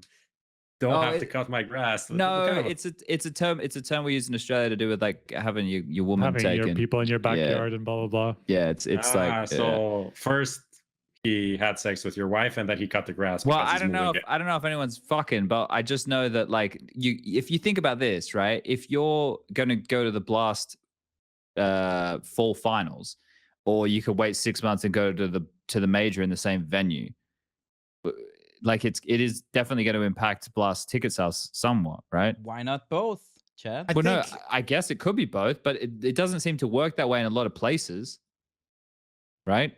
As in, love like if you have like consecutive tournaments in the same Well, year like or whatever. especially and in this climate, you know, with the This inflation, economy. the way in this economy, yeah, that's where I was meant to be going with that. I'm curious, right? Like if because it's not cheap to go to a Counter-Strike event for a weekend, especially if you have a family, which is what a lot of the Danes are. It's usually families, right? I think the saving grace is that most people at the Blast finals, I think I would be interested. I've never seen the numbers. I'd be interested to see the numbers, but I think like the overwhelming majority of them are just Danish. I think the major is going to attract more international from other International, countries, yeah, so I that it'll believe be so. okay.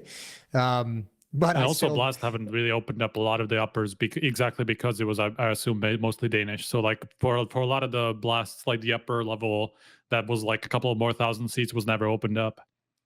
And I'll just, I mean, I'm with you though, Chad. This is like one of those straight up kicks in the dick. Like this has been Blast like actually setting this up since like what the first Blast event in the Royal Arena was what, end of 2017 was the first Blast. This has been like 5-6 years in the making of like fertilizing this ground, aerating the soil, doing everything to get it prepared, and someone else comes in and plants your garden. Yeah, okay, there you go. Reference? There you go. I like that. But that's the thing, right? Like we look at this obviously because we're a bit more in tune with like TOs and stuff. And I think for PGL's sake, they're going to have a fucking sick event because we know that the Danes do turn out to watch the counter, right? They're big fans over there. So it's a great location for PGL to run the major, right? It's just if you blast, you're a little bit, you get your nose put out of joint just a little bit right there for sure. The viewers win. The funny thing, here's the funny thing is like, this is like, yeah, congratulations to PGL for having this major. But if you're going to do it here, we better see like, again, let's go back to 2017. We better go back to like 2017, 2016 when PGL was setting the bar in terms of production, because you're about to walk into the house of the most efficient and best tournament organizer we have in terms of their production and event production. And if you're going to do it just 6 months later, like you better do a bang up job. High. You better nail this, because Blast is going to have an absolutely wonderful fall finals. Like we know that. You can book it. You can rely on it. So here we go. Let's find out. Yeah. Okay. Does anyone else want to say anything about PGL running in the first CS2 major? Yeah, I think it's a big brain from PGL. Like because it's a genius play from PGL's play. I mean, I agree. I agree with that. They got the Stockholm major after we've been starved from competitive CS for a while. Okay. And now they get the CS2 major after like almost a year's break. It's like they've gotten the two most hyped majors in recent years. Yeah, that's true. 50% of the job is done for them already. Yeah. 50%. I think the discussion is, I mean, the rumor was that they were going to get the second major of this year, right? And then that major is not going to happen. Well, it was meant to be like Perfect World with PGL as like operator. China, but PGL does their English production. Yeah. So they were going to be involved. So that's not going to happen. We're going to talk about that. And then they got moved to the next one, which seems okay. Doesn't seem like that. I think a lot of people are surprised that PGL are involved again. But at the same time, who is it going to be? Like there's Blast, ESL, they had the last two. So there's not a lot of big TOs that you can trust with a major, especially like such a big, important one. And for all of the faults of like PGL Audio Guy and everything, like the majors were the most successful ones in terms of like viewership and stuff. Yeah. So that is the big metric at the end of the day. And Antwerp was good. Didn't we have good? Wasn't Antwerp good? I think there was still some of the audio issues, right? But much better than Stockholm in terms of that as well. Think about how much better it'll be on CS2. I think the discussion is like, why, at least for the average viewer, is why is there no second major?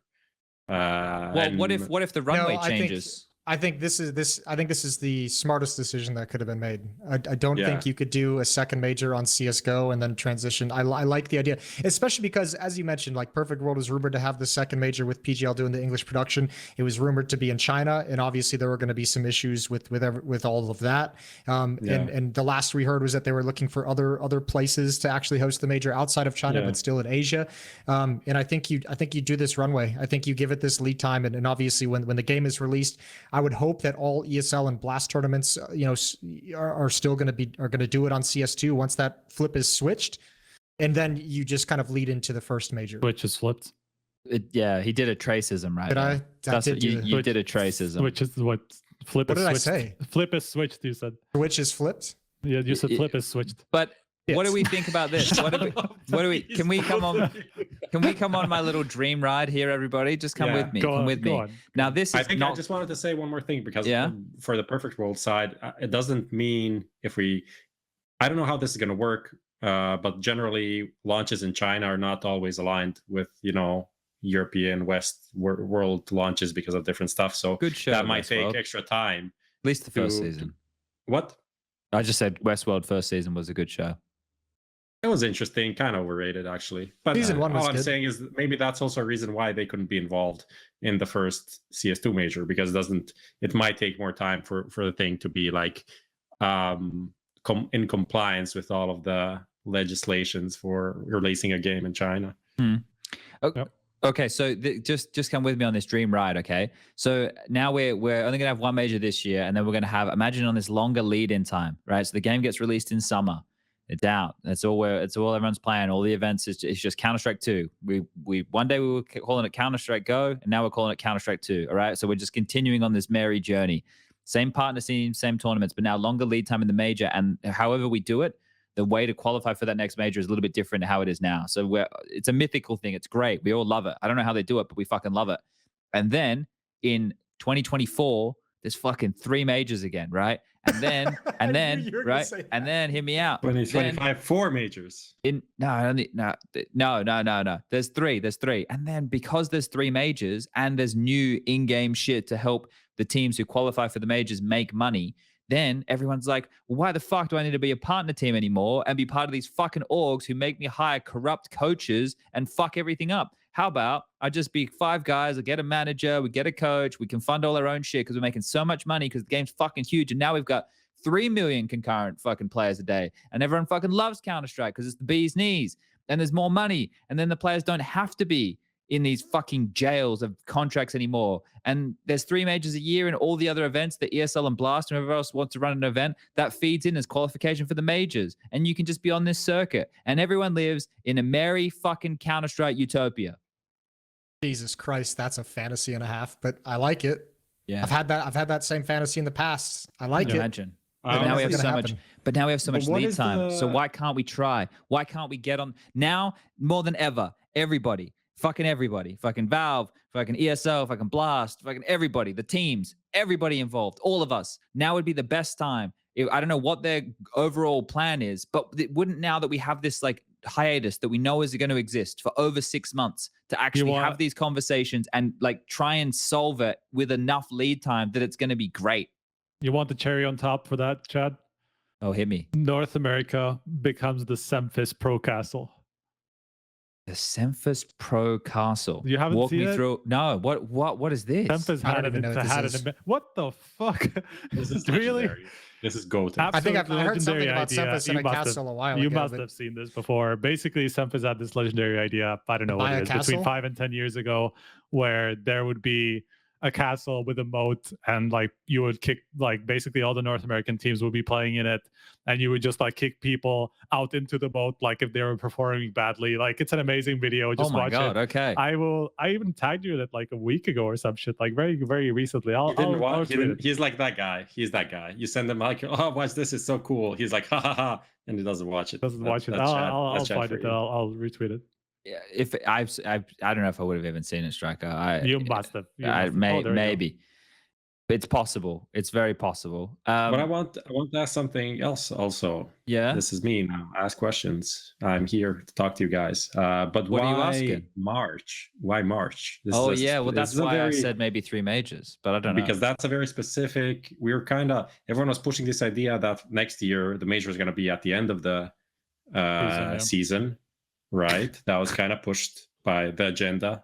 What are you laughing at? Someone just tweeted at me saying, I feel like SPUNJ is writing a Counter-Strike communist manifesto for CS2 right now.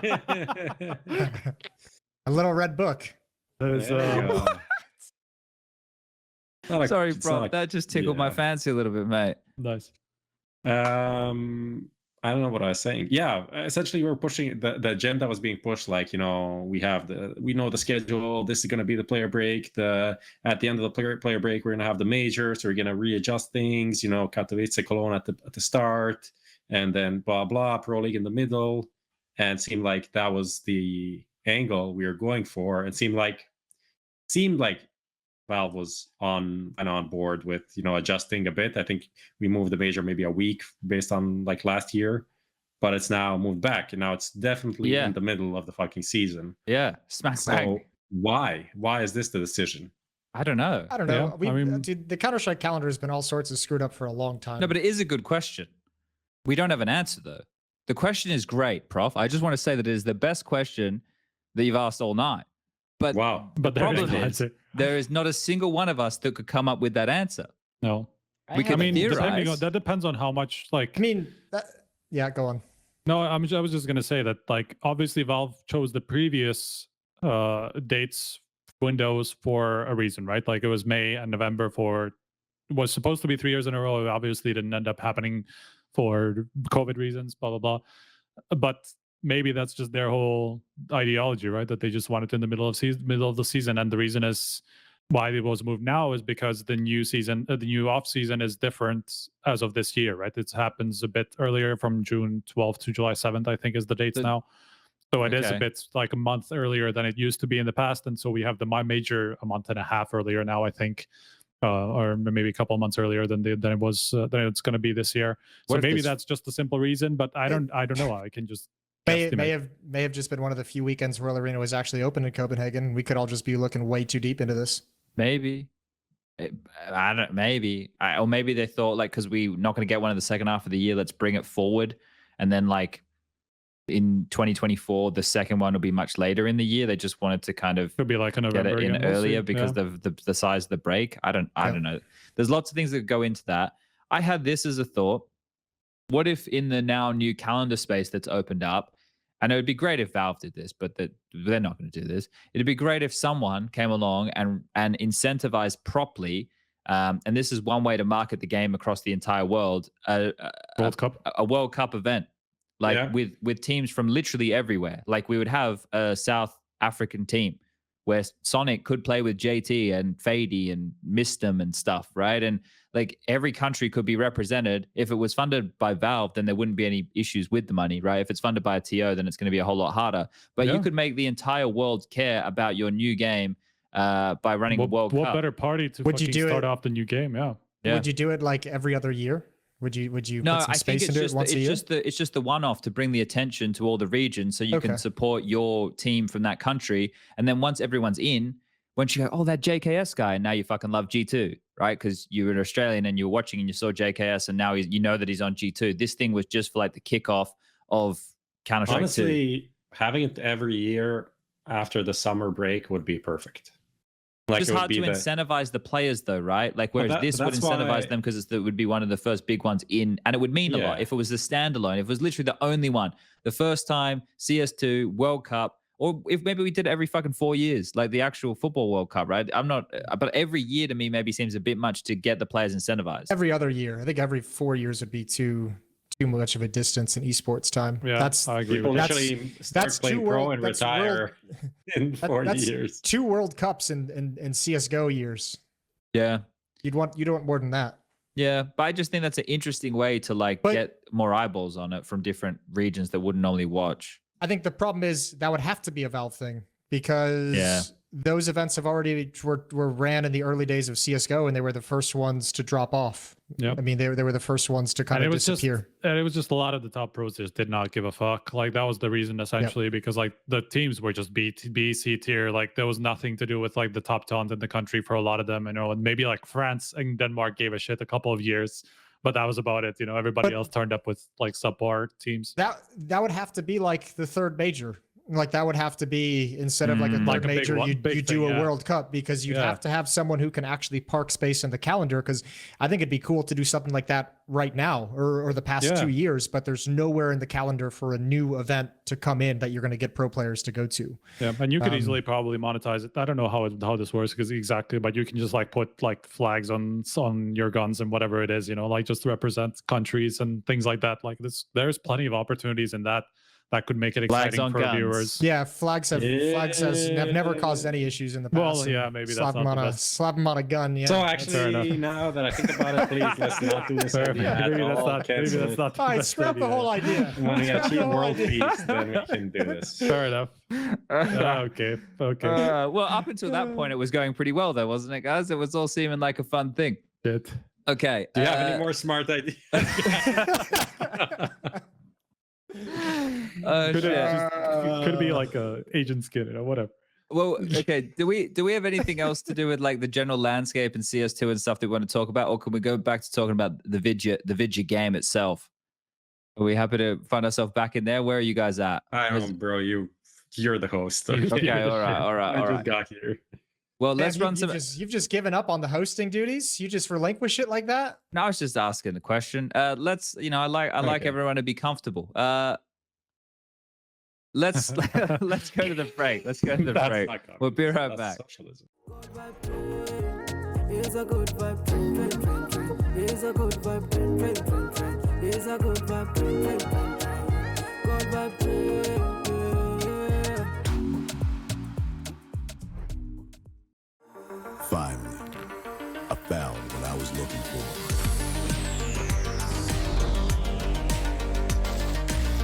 Now that my search is over, it's gonna be a tough choice. But fortunately, no need to choose. When you can just have them all. Buy and sell skins on BitSkins.com.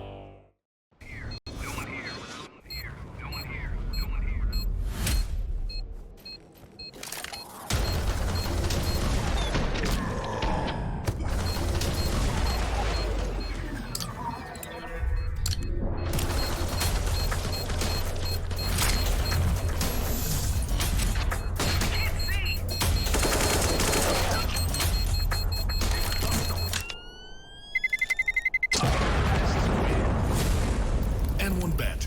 Your bet, your game.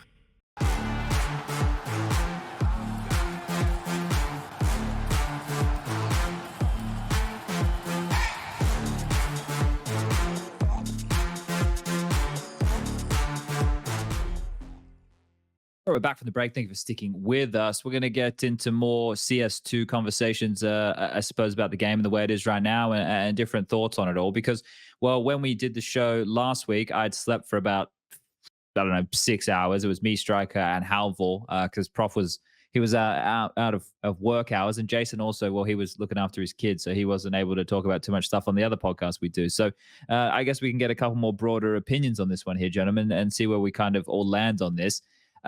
This is a sizable conversation. So, Prof, you're the only one who hasn't been able to play the game yet, right? That is correct. So when you look at what you've seen, like maybe some people streaming it or whatever, Yeah. like what are your biggest takeaways?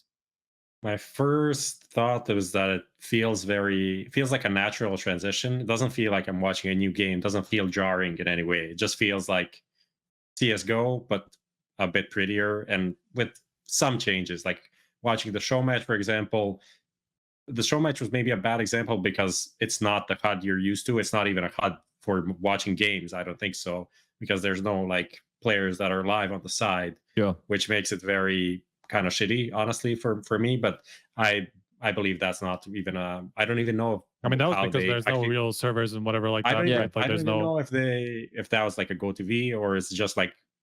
I think it's all literally of the spectator individual inside the game. I think literally like you just go into spectator in whatever community server you join. That's it. So that kind of sucks. But like playing the game and how it operates, it feels like Counter-Strike with a few like quirky new things, and that seemed pretty cool. So that was my kind of first take. What about some of the features that you see in the game, like the smokes or anything like that? Do you see that and do you immediately go, oh no, fuck this? Like, what are your initial thoughts on that type of stuff? No, I'm generally leaning towards the more liberal thinking about changes. I think just based on where the community is most of the time. But I think essentially what they're trying to address with the smokes is the thing that they should address with the smokes. Because I think how smokes are in CSGO is pretty shitty. I think the most annoying mechanic that we have, with maybe a few other things, but I think like smoke diffuses are annoying. Just like having to like smoke tap the bomb. If you don't have a smoke for that in a 1v1, you're kind of fucked. And the smoke instantly changes the whole dynamic scenario, of the situation, and really puts you in a much more favorable position. I feel like it's a bit overpowered, right? And then the whole fading smokes, like sitting in smokes, all of these things are going to be like more easily counterable. So I think that's good. Maybe the whole nading thing isn't perfectly optimized, but I think they're aiming at the right target with the changes. I really like that a lot. Obviously, as I said, didn't play it, didn't really feel it out yet, but I think it's the right direction to go with the things. And then the whole like nading a smoke, I think it's a very interesting like cross play that we now have in terms of you have a molly, but then you can smoke the molly. So that's like one interplay between utility. But now we also have smokes that you can nade, and then you can do plays through that. So there's two different kind of things that are happening between each other. I think it's an interesting kind of development. I was pretty resistant to it first. Like the idea of I was like, oh, people at home aren't good. I've said this before, but I now that I've played with it a bunch, and I definitely think this conversation to how it could be tweaked. But the thing that immediately that I was able to reconcile was the meta will change.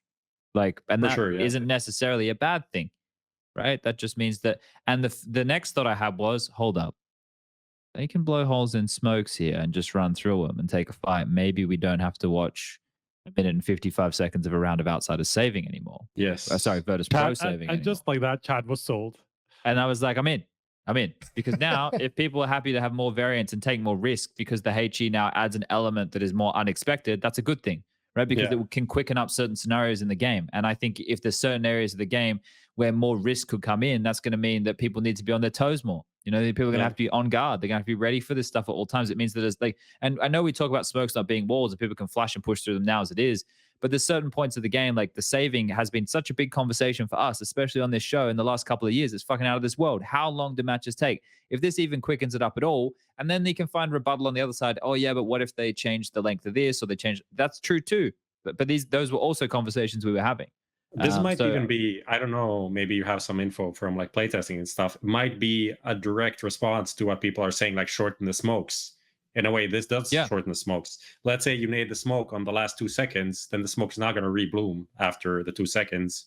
So it's essentially shorten the smoke for 2 or 3 seconds. Yeah, I think that's how it works anyway. I haven't really tried that interaction. Does it shorten the smoke? Well, if you throw it right at the end and you clear it for like the 3 seconds, you imagine it wouldn't come back. It's not like it pauses it, right? Like it, like I this know is actually, it shouldn't, but I actually didn't. I actually haven't checked that, but I would be surprised if it just paused the timer. That'd be weird. But that's probably something that we need to test. Jason, have you had your hands on it much since you've been able to get access? Yeah, I've had a couple grinds. I played a couple 10-mans yesterday with Flom and the boys. I saw that, and then Anders was involved. I saw Sexy Anders was involved in some of the matches. Anders got in a little bit as well, a little later on the high ping. It's cool. High ping bastard. That's the terminology. Now you know I'm a boomer. I like it. I mean, there's still some clunkiness when like you clip like a teammate. We had that in the playtest as well. Like when you're running into one of your teammates, kind of like shifts you, right? Yeah, it kind of like slows you down and then pushes you to the side, and it's a little weird. I'm assuming that'll get fixed up. And the spray still feels a little off, but I can't tell if it's like the values of the spraying or if it's like the more intense screen shaking when you're spraying. I can't pinpoint exactly what it is. Yeah. But yeah, most of the stuff feels really cool. I really like, I don't know, maybe this is because, you know, my skills aren't what they used to be, but I know like when you have a player just like running straight up through a smoke, have you noticed like the smoke effect, like the smoke like swirls around their body? I think that's kind of like a cool way to make that fight like a little bit more interesting, because like it does make him a little bit harder to hit when you're the guy just holding the other end of the smoke. That's interesting. Makes it a little bit more challenging. I looked at it and I can see what you're saying there, because maybe it would shroud so you can't see exactly where the head is, right? But I didn't look at it that way. I looked at it as like I used it as like an indicator when they're coming out of the smoke. And this is where you're going to have to test it, where they don't have vision. That's how it feels to me. They because have vision.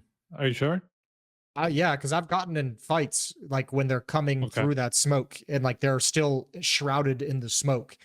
So I don't think it blocks their vision at all. I think it's just like I almost think it like just gives them like a little bit, like maybe an extra half second to where they're not, like a half second less where you have the advantage holding the smoke. I do have to say, like, running out of smokes is a fucking terrible experience. It's literally like nothing for forever, and then just everything, you see everything like super quickly, like suddenly. And so that's jarring a bit. That's a trade-off I'm willing to have to get away from like the little one-way playing around the edge of a smoke crap. And I don't think I've noticed at all. Like I've seen people try and use one ways, but I don't think in any way that there's any kind of solid one-way experience. I think what's really interesting is going to be, I mean, these new volumetric smokes are going to change a lot of the executes, because like a lot of the smokes are so different now. Like I've seen people like throwing like powerful mostly the catwalk smokes to like get out and swing towards Gandalf towards the corner boxes, and like it's completely different fights. So I think that's pretty cool. And I mean, even in some cases it's a little bit interesting, like that smoke in like the Dust 2 B tunnels that you throw defensively, like it's kind of hard to actually nade that smoke and clear it because the volumetric makes it so long. versus like tall, obviously. So you can only like blow open like half the smoke unless it's absolutely perfect. So it's kind of cool. Me, okay, fair enough. Because No, it happened to me like 3 times, man. Like in the matchmaking game, I'm like, you drop like, it what in am I doing fucking wrong? I did it during the 10-man. I was like, I'm nading the smoke and we're gonna hit B. Someone throw the flashbang, and only the front half of the smoke cleared, and then it's just like, ah, shit, my bad. Yeah, I had the same experience a couple of times. I think there's not really one ways, but there's like places, especially open spots, like for example under a site, you know, where you would have like cross smokes. If you do throw it kind of in the middle, there's going to be like on the sides, there's going to be kind of like a slope in the smoke, and you can kind of peek over it. Yeah, but that's both sided, obviously. But you can use that without. It's unexpected. It is definitely unexpected at the moment, at least. I mean, I'm sure people will kind of get used to that, but definitely has like given me some opportunities, and saw like other people get like use those opportunities where I just did not see it coming. So I do think that it creates some new fights. I don't think they changed any values from what like weapon values from what I remember from the people playtest. Have videos of the M4 spam being like slightly different. Okay. But that's the thing as well. Even if the values are meant to simulate or replicate or be the same, right? Again, like this is what I think everybody at home needs to make sure they keep doing, is remind themselves that it is a new engine, so it will feel different. And we're in the perfect place. And this is what happened in other iterations of Counter-Strike.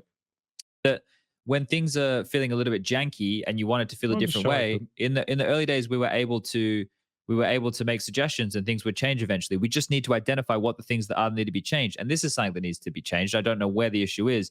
Adrem put this on his Twitter. So when he's offline, and I experienced this too, when the ping is low and there's no issues and you're offline and you're shooting the deagle, you can see there, like it looks fucking crispy. And like when Snappy was spamming the deagle for the first time on LAN, he was like, oh, this feels really good. But when I play with it online and I'm in Malta, so I have a little bit higher ping, let's say 45 to 60 would be my range. You see that, right? It's like the shadow dagger animation, which just like kind of jolts. And you get this here out of the deagle, and you can see it in that second version, and you feel it. Your pistol feels like it's resetting quite weird.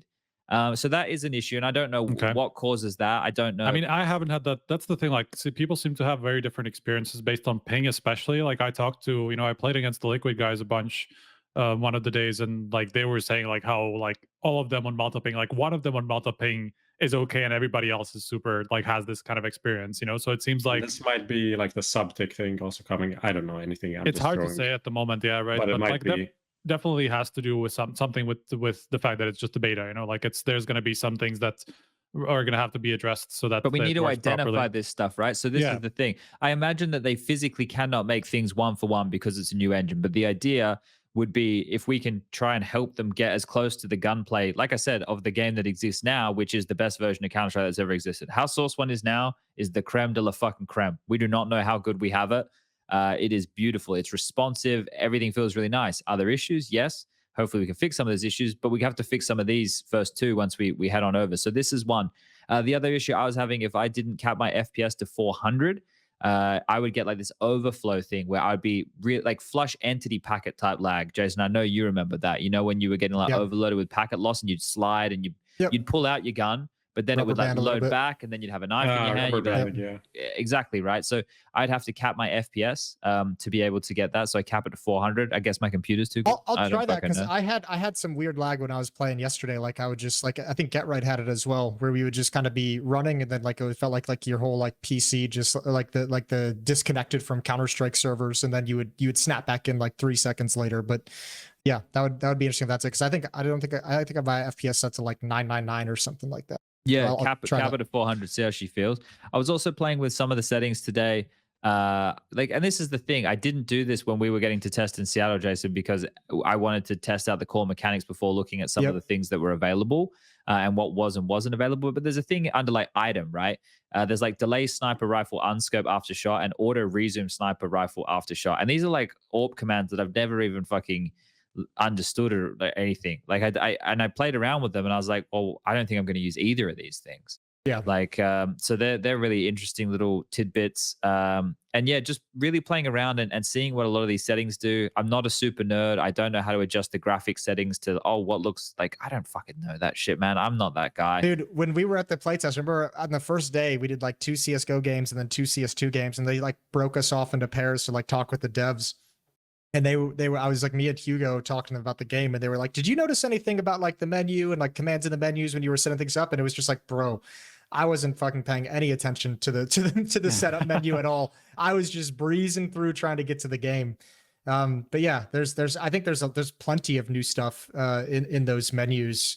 There's some stuff they already took out as well. Like, do you remember, Chad, when we were like they gave us a jump bind and they removed it? There's that. I know there was like when we were at the playtest, there was like an audio setting like that you could have like 3 different values. It was called like light, dark, and like midnight or something like that. Did you mess with those at all? At the no, I didn't even see those in the menu here. So I don't know what those are. I don't think that exists anymore now.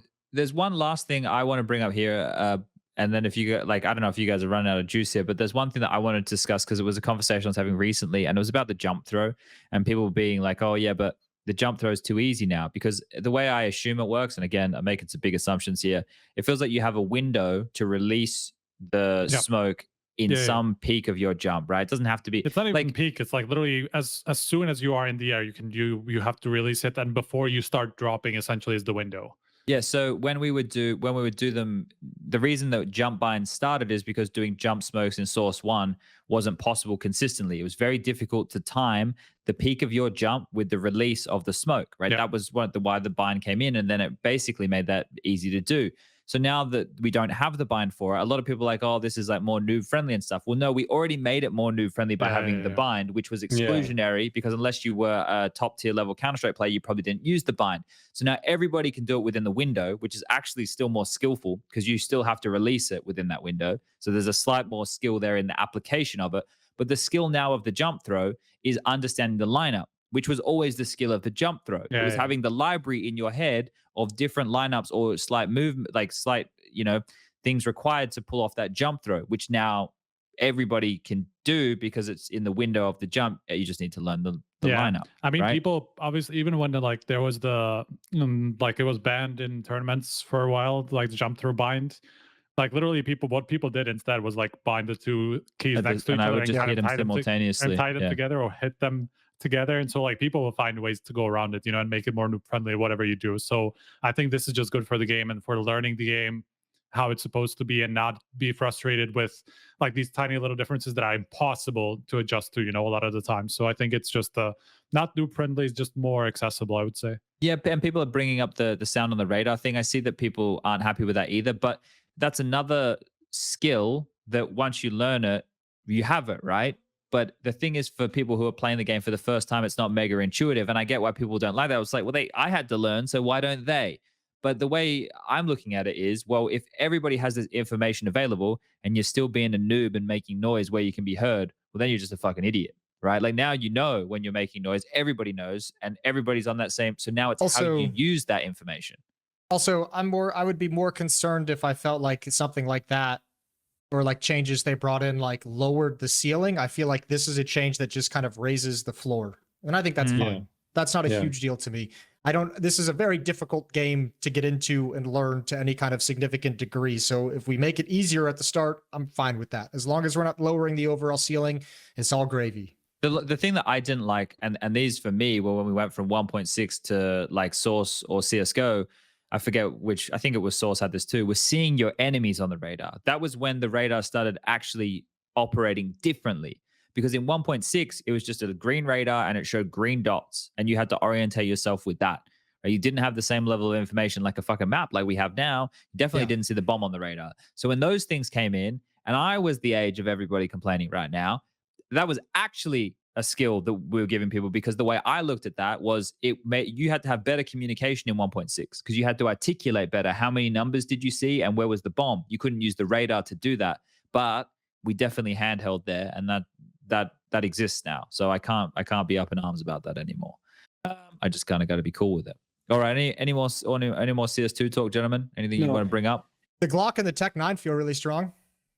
Yeah, I think the sound of the Glock, I think new things make you respect it more. So the game in general, I find myself playing less like a baboon and more like a sophisticated jiggle peeker because it's new and I don't know the movement as well. So I'm a bit more cautious on my jiggles or the corners that I'm clearing. And I'm a bit more tappy because I don't want to brave the spray because my brain doesn't inherently understand the spray pattern with all the new bits yet. So I'm going to tap more and I'm going to position myself safer and I'm going to take more time. I'm not going to risk a smoke because I'm a bit more precarious, which is making me focus more on those elements. So that's why for me in the early stages when I was playing it, it feels like it can be crisp because I'm taking my time.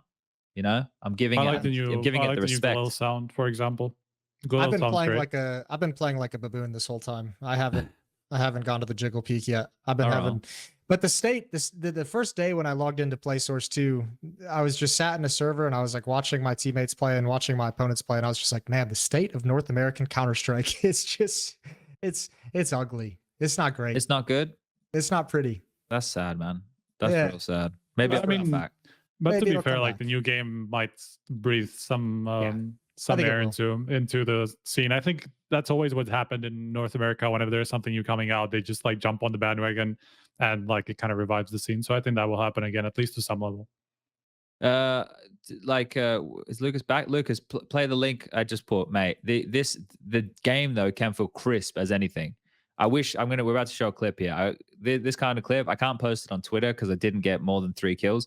You got to get more than 3 kills to post it on Twitter. That's the rule. But like, it feels fucking crisp. Like the deagle feels nice. Like No, it I know, doesn't. it does to me, man. Like this type of shit, every game, fucking every game, bang, bang, bang. Yeah. It feels nice.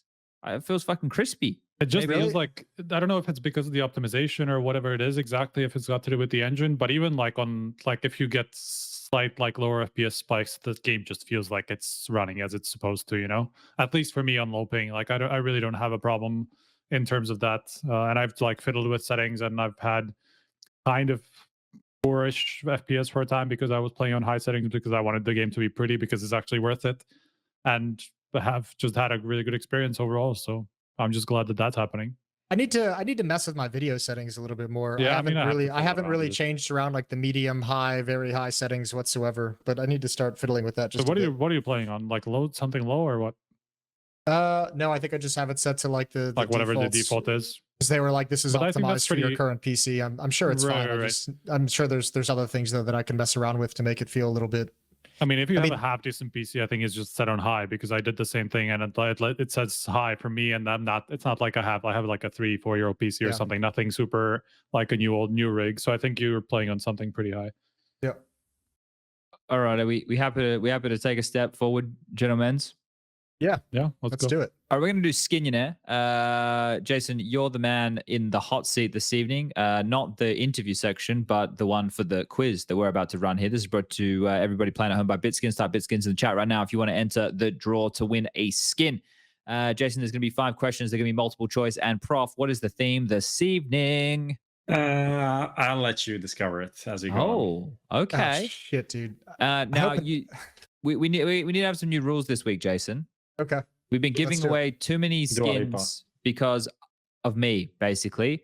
I just keep saying when our guests, when they fail, I just say, let's give away the $50. You know, I'm that really, really nice game show host. But here's the deal. Striker can be your lifeline today, but only for 2 questions. Okay. So you can only turn to him for 2 questions only. Sure. All right? What if it's How many 2 questions have I don't got? know? 5? You have 5 questions. Perfect. How many All do right. I need to get right to give away skins? 1.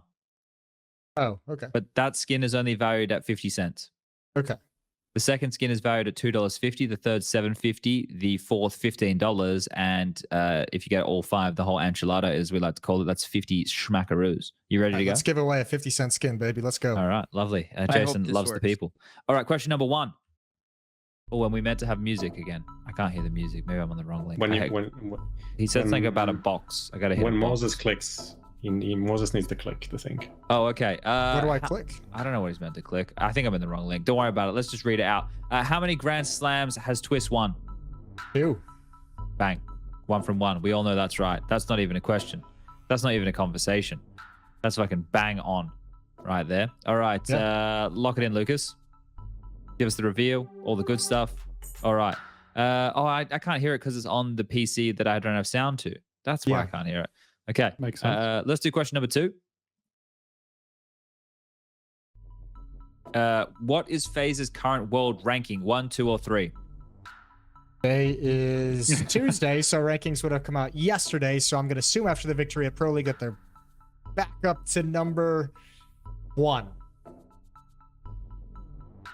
Have a lifeline. Have a lifeline. I should have used Striker there. Striker, hook it up, brother. Number 2. All right, Number locking two. it in. Correct answer is number 2. I was trying to shake my head. I didn't want to say anything. Don't. I know, Uh, it was a bit weird. There's a sound effect for the reveal. Yeah. Anyway, 2 is There's a correct. didn't look sound yesterday. effect for the reveal, Chad. You cannot Wait. reveal it. What's Oh, number 1? G2 still. Oh, God bless. Yeah. What do you mean reveal it? Oh, and the winner is. Sorry, Lucas. I'm doing it wrong because I can't hear it. I'm not immersed in the quiz enough. I'll pretend like I can hear it for the next one. Okay, that's 2 from 2 with 1 lifeline left. What did you link me? Oh, I'm already in there, but I can't hear it because there's no for audio coming everyone from else. that PC. Everyone else can Oh, join okay, it okay. and hear the audio that Chad is Okay. definitely skipping. I'm not skipping it. I just can't hear it. Lucas was so excited for I this. wish I could was hear it, so but I can't. excited. It's I'm even sorry, from a Lucas. viewer. Can you run the sorry. question out so I can hear it? There's no question yet, but I can read it Well, out. You that's ready? exactly what I'm talking about. Question number I'm 3. ready. Yeah. What was ZywOo's HLTV top 20 placing in 2022? Is it A1, B2, C3? I am going to go with 2. And the correct answer is... It was 1 in 2022? That's Wait, incorrect. no, that's incorrect. That's That's wrong. actually The correct it is answer is correct. 2. The correct Alright. answer is 2, Lucas. Jason. I just wanted to Lucas. show Yeah. that it can actually Wow. make a different sound when it's Oh, yeah, wrong. of course. Okay, the graphics guy played the wrong video, Jason. It's all good. We can fix it. It's all good. It's we all- play it off. We count play it off. Yeah, as Yeah. we do. The correct answer is 2. So far it seems like there is a theme appearing here. Is anybody else? Don't There's say it. a lot of 2s, huh? Oh, spoiled cr- it. My career's been built off incorrect graphics. Yeah, that's how we have our most fun. Okay, so 2 has been quite an answer here. Let's get into question number 4. We're currently 3 from 3 with answers being 2. Numbers, fun. All right, question 4. Here we go. How many times was HUNDEN banned by ESIC? 1, 2, or 3? Sweet Jesus. I feel the answer has to. I right? know. I feel like I'm getting baited. Or though. is Like, it at a some trick point, It's question? a trick question, right? At some point, they give you the little oop to you. I'm gonna use my last lifeline on this one just to be sure. It is Hook 2. it up, striker. Okay, is that's what 2. I figured. 2. Okay, locking in 2. Just being safe. Now the $50 skin is all on me. The correct answer is, drum roll please, 2. But you know, Astralis would have you know it's only 1 because the record of the second one obviously doesn't exist anymore. Oh yeah, well, I'm sure the Astralis with that conflict of interest would love for me to say 1. Drubbed from the record. All right. As if 1 is better than 2 in indictments. I'll tell you what's better, 0. But I Yeah. hope that's not the answer Anything to the above last 0 question here. is. Yeah. How many times have you been to jail? Yeah, if your answer isn't 0, You're Let's not have a getting into chat. Australia. Like, that's kind of how that works. All right. Isn't that exactly the opposite or something? Yeah, that's why we don't let any more convicts in, mate. We're full. Oh. All right. You can't have any more. We filled the place with it. All right. Question number 5. How many series have EG won on LAN in 2023? No, I didn't want to talk about. Fuck! Is You it can leave. A1, B2, listen, or I'm just C3? gonna keep with the theme and just say 2. Locking in 2. No, I'm not sure about that, but I'm just. I mean, I throwing know it one into of the them because each you would never fucking stop talking about it. Let's see. world. But I don't know about the other one. And the correct Sticking with the answer theme. is Sticking with the theme. They've trained me to say 2, and it is indeed 1. Just the heroic one. Exactly. people at home. You shouldn't be mad with Jason here. Shouldn't be mad with Jason. Okay. He's been tricked. This isn't can- Jason's fault. You can be mad at me. I don't. It's not your fault, Jason. It's not your fault. He was played. You got a pawn in outplayed the here. game. We knew it was coming. We said it during the last question. I just wanted to stick with the theme. You've played so many 1v1s against Prof, right, in Pugs, and he always sits the defuse. And now in the official, he's just fucking tapped it. And you can't believe it. You thought you had him read like a book. He's just... I was going in for the knife, and he just got off it. Oh, dear. I can't. I just started the whole thing with saying I can't. All right, In my defense, I haven't followed EG really. They haven't really, that's the way I've been handling it too. I Yeah. don't think you need to have any defense for that. All right. Well, the winner of the not $50 skin, $15 skin is none other than Jaya. JEYAA_. Congratulations. I like it. And Congratulations. condolences. It's all kind of falling apart here at the final. Lucas, hurdle. can you just give the shout out to the audio? I don't remember the username right now. I don't have it written down. Jeffy Potato. Jeffy Okay, Potato. Jeffy Potato. Thank you very much. Next For the week, audio. Jeffy, I'm going to make sure that I can hear it. Let's give Jeffy the $50 skin. You can, yeah. Yeah, we can't. we'll we get just it. did the quiz. We didn't get the $50 skin though. That's the problem. Don't worry. Don't worry. I am gonna text Jeffy and we're gonna hook him up with something. Don't worry. He's paid in our appreciation. Can we call him Jazzy Jeff? Jazzy Jeff? I don't know. He's in the chat. That's trademarked. He can. Don't take away the potato part. The potato is the best. All right. What if we call him Potato? Potato-y Okay. Jeff. Talking about potatoes, I'll have some dinner in like half an hour or something. So let's continue this. All right. It's getting late. All right, let's jump into the EPL conversation straight away. And we're doing the N1 moment. This is another piece of the show that I don't have to worry about. Prof does it all. He does the hard work. He selects it. Prof, what have you selected this week as the N1 moment? We selected something that I'll kind of play and take some time to explain so Lucas can get it ready and bring it up. Nice. But it You is feeling? a couple of photos from the most recent event that not contrast but add up together, and that is Twistzz 2 Grand Slam wins. I think this is it's a very big moment. It's like a historic moment. And how many NA players hold any records across CSGO? Not many. I don't think of anything except Twistzz now that someone from NA actually has a record among all of the players in CSGO. So it's kind of cool. It's a big moment, and I think the discussion is back on the table about like the greatest player from NA. I know like Thor and Maui did a podcast about it. And it's a cool thing to start. How do you guys rate this achievement for Twistzz? Being the first person in history to do it, you can't fuck with that. No, No one can take that away, right? So that puts him towards like the top of the conversation in that category you were just talking about, Prof. So, and I think he was already towards the tippy top of that regardless, right? Especially after the major win. I think it's just no small feat. I think no it's small just feat at all. Goes on to show how much of a unique player he has been in terms of, it's always been European players proving American teams and getting them that extra level, right? But this time, the European team, kind of a super team, even just went the other way and went to grab a North American player to help them get over the line. Obviously, it took a while, and it wasn't just that change that made the difference. But he's very obviously a very key player to that team at the moment, and this only goes on to prove how unique he is in the space. And this is the bit that's going to trigger me until the end of time. Ags bags. I reckon they said this intentionally just to get me all fired up again.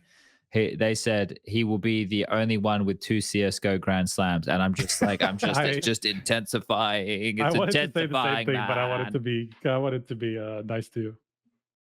It's doing a lot to my brain right now. It's doing a lot to it. The brain rot is an all-time high. But yeah, people have heard enough of what I have to say about Twistzz. I think he's mega legit, and I think this is a great accomplishment. So I don't know what I don't want to keep singing his praises. People might think I got a bit of a Counter-Strike crush on the guy, right? I think he's a great player. I think his contribution is fantastic. Who doesn't have a Counter-Strike crush on Twistzz, man? Yeah, that's true. That is My true. Counter-Strike crush is not Twistzz. It is definitely Get Right. Oh, okay. Thanks for telling us, Lucas. That's nice. It's interesting. That's good to know. That's a cute story. That's an anecdote. That's really nice. Cool. Anyone got anything else they want to add about Twisty Boy here before we move on? I like Twisties. I don't know if anyone's had Twisties before. They're quite nice. Before we move into the EPL conversation as more of a whole, this is a nice little bridge here to talk about FaZe's win. A bridge to go into FaZe. The FaZe finally getting it done here, and you could see what it meant to them, right? Ropz getting all emotional. First time he cried after an event win, and there's a lot of people like, oh man, they want it during Pro League. It's like, yeah, it would be nice if it was a big arena, but we can't always have it in the fun storyline way, can we? But we did have it in the fun storyline way that they beat Cloud9 in the final, which was a bit of a nemesis for them in the last 3 times that they have met. Cloud9 had got the better of them, and Axile more often than not having big performances in that. So for them to get it done, which is a conversation which has just been chasing them around now, event after event, especially considering their shortcomings in the last 6+ months. and then to be able to do it against Cloud9, one of the teams that caused them some woes. And one of the conversations was, yeah, but they didn't lose to them in a grand final. I was like, yeah, because they knocked them down a peg before they even got to the grand final, right? Like the Cloud9 losses in some of these situations were pretty detrimental towards FaZe. So yeah, I think that the final overall was pretty fun. I think, but the beacon of the storyline is FaZe getting it done now, and does that burden of stress being relieved from now this finally manifesting, does that now put FaZe back on the direction they were at this time last year? Because it's not that they weren't, as far as people know, and people come on and they say I'm delusional for listing FaZe in like the elite level teams. Like a couple of weeks ago, I was saying that I think G2, Heroic, and FaZe, and even with FaZe's lack of results, those three are the elite level teams. In my opinion, that still hasn't really changed. I think there's more names to have conversations about of where they are, but I still think that FaZe, Heroic, and G2 are still the three best teams right now. So yeah, it's good to see FaZe with a win. I think in general, like people have been kind of underrating FaZe as a result of them not matching up to the level of the early 2022 FaZe, and they just kind of completely forgot that they were still very competitive and went into on deep runs apart from the Rio Major. That was literally their only stumble the entire second half of the year, you know. So I think that that's what people forget, you know. Just because they stopped winning doesn't mean that they're not a legit team. It just means that there were other teams that kind of caught up to them and were able to contest them. But it never meant that FaZe just stopped being good. They just stopped winning exactly because of other teams. So I think that's something that people kind of forgot at that time, I think. I think the final was fun to watch for me because I think it showed with FaZe especially like how important like Brokey is as a player too, to get to like the next level for FaZe. Like I think sometimes I feel like I know what FaZe we're getting inside the server based off how Brokey's playing, because he's such a crazy opera in the sense of like the plays he can make, the X factor, how good he does in chaos, and when he's getting clutches and when he's delivering great moments in like these weird situations. I feel like FaZe is just clicking so much stronger, as important as the other guys are on the roster too. But like as soon as you see Brokey kind of popping off and having some really good rounds, I feel like you know FaZe is going to be this like really, really scary squad. Well, one of the things that stood out was Rob saying he had so many more moves, and Carrigan, and they were even asking Rain in the interview after about like how deep the strat book was. So they definitely put a lot of work in to secure this trophy. Well, I mean, you could see too, like the number of opening kills he had on, I think it was Overpass. I think the cat, like Harry was talking about it a bunch too during the game, but like I think he was like 8-1 in terms of opening duels on T side of Overpass, and that's like, I feel like you don't even see ropz usually involved in opening moves to that extent. He was when he first joined. That's what cooled with him in the time, right? Because when ropz was just treading water in Mouse. Was that a pun? I just saw Rob smile at that. It wasn't on purpose for sure. What did I do? You said he cooled. ropz cooled.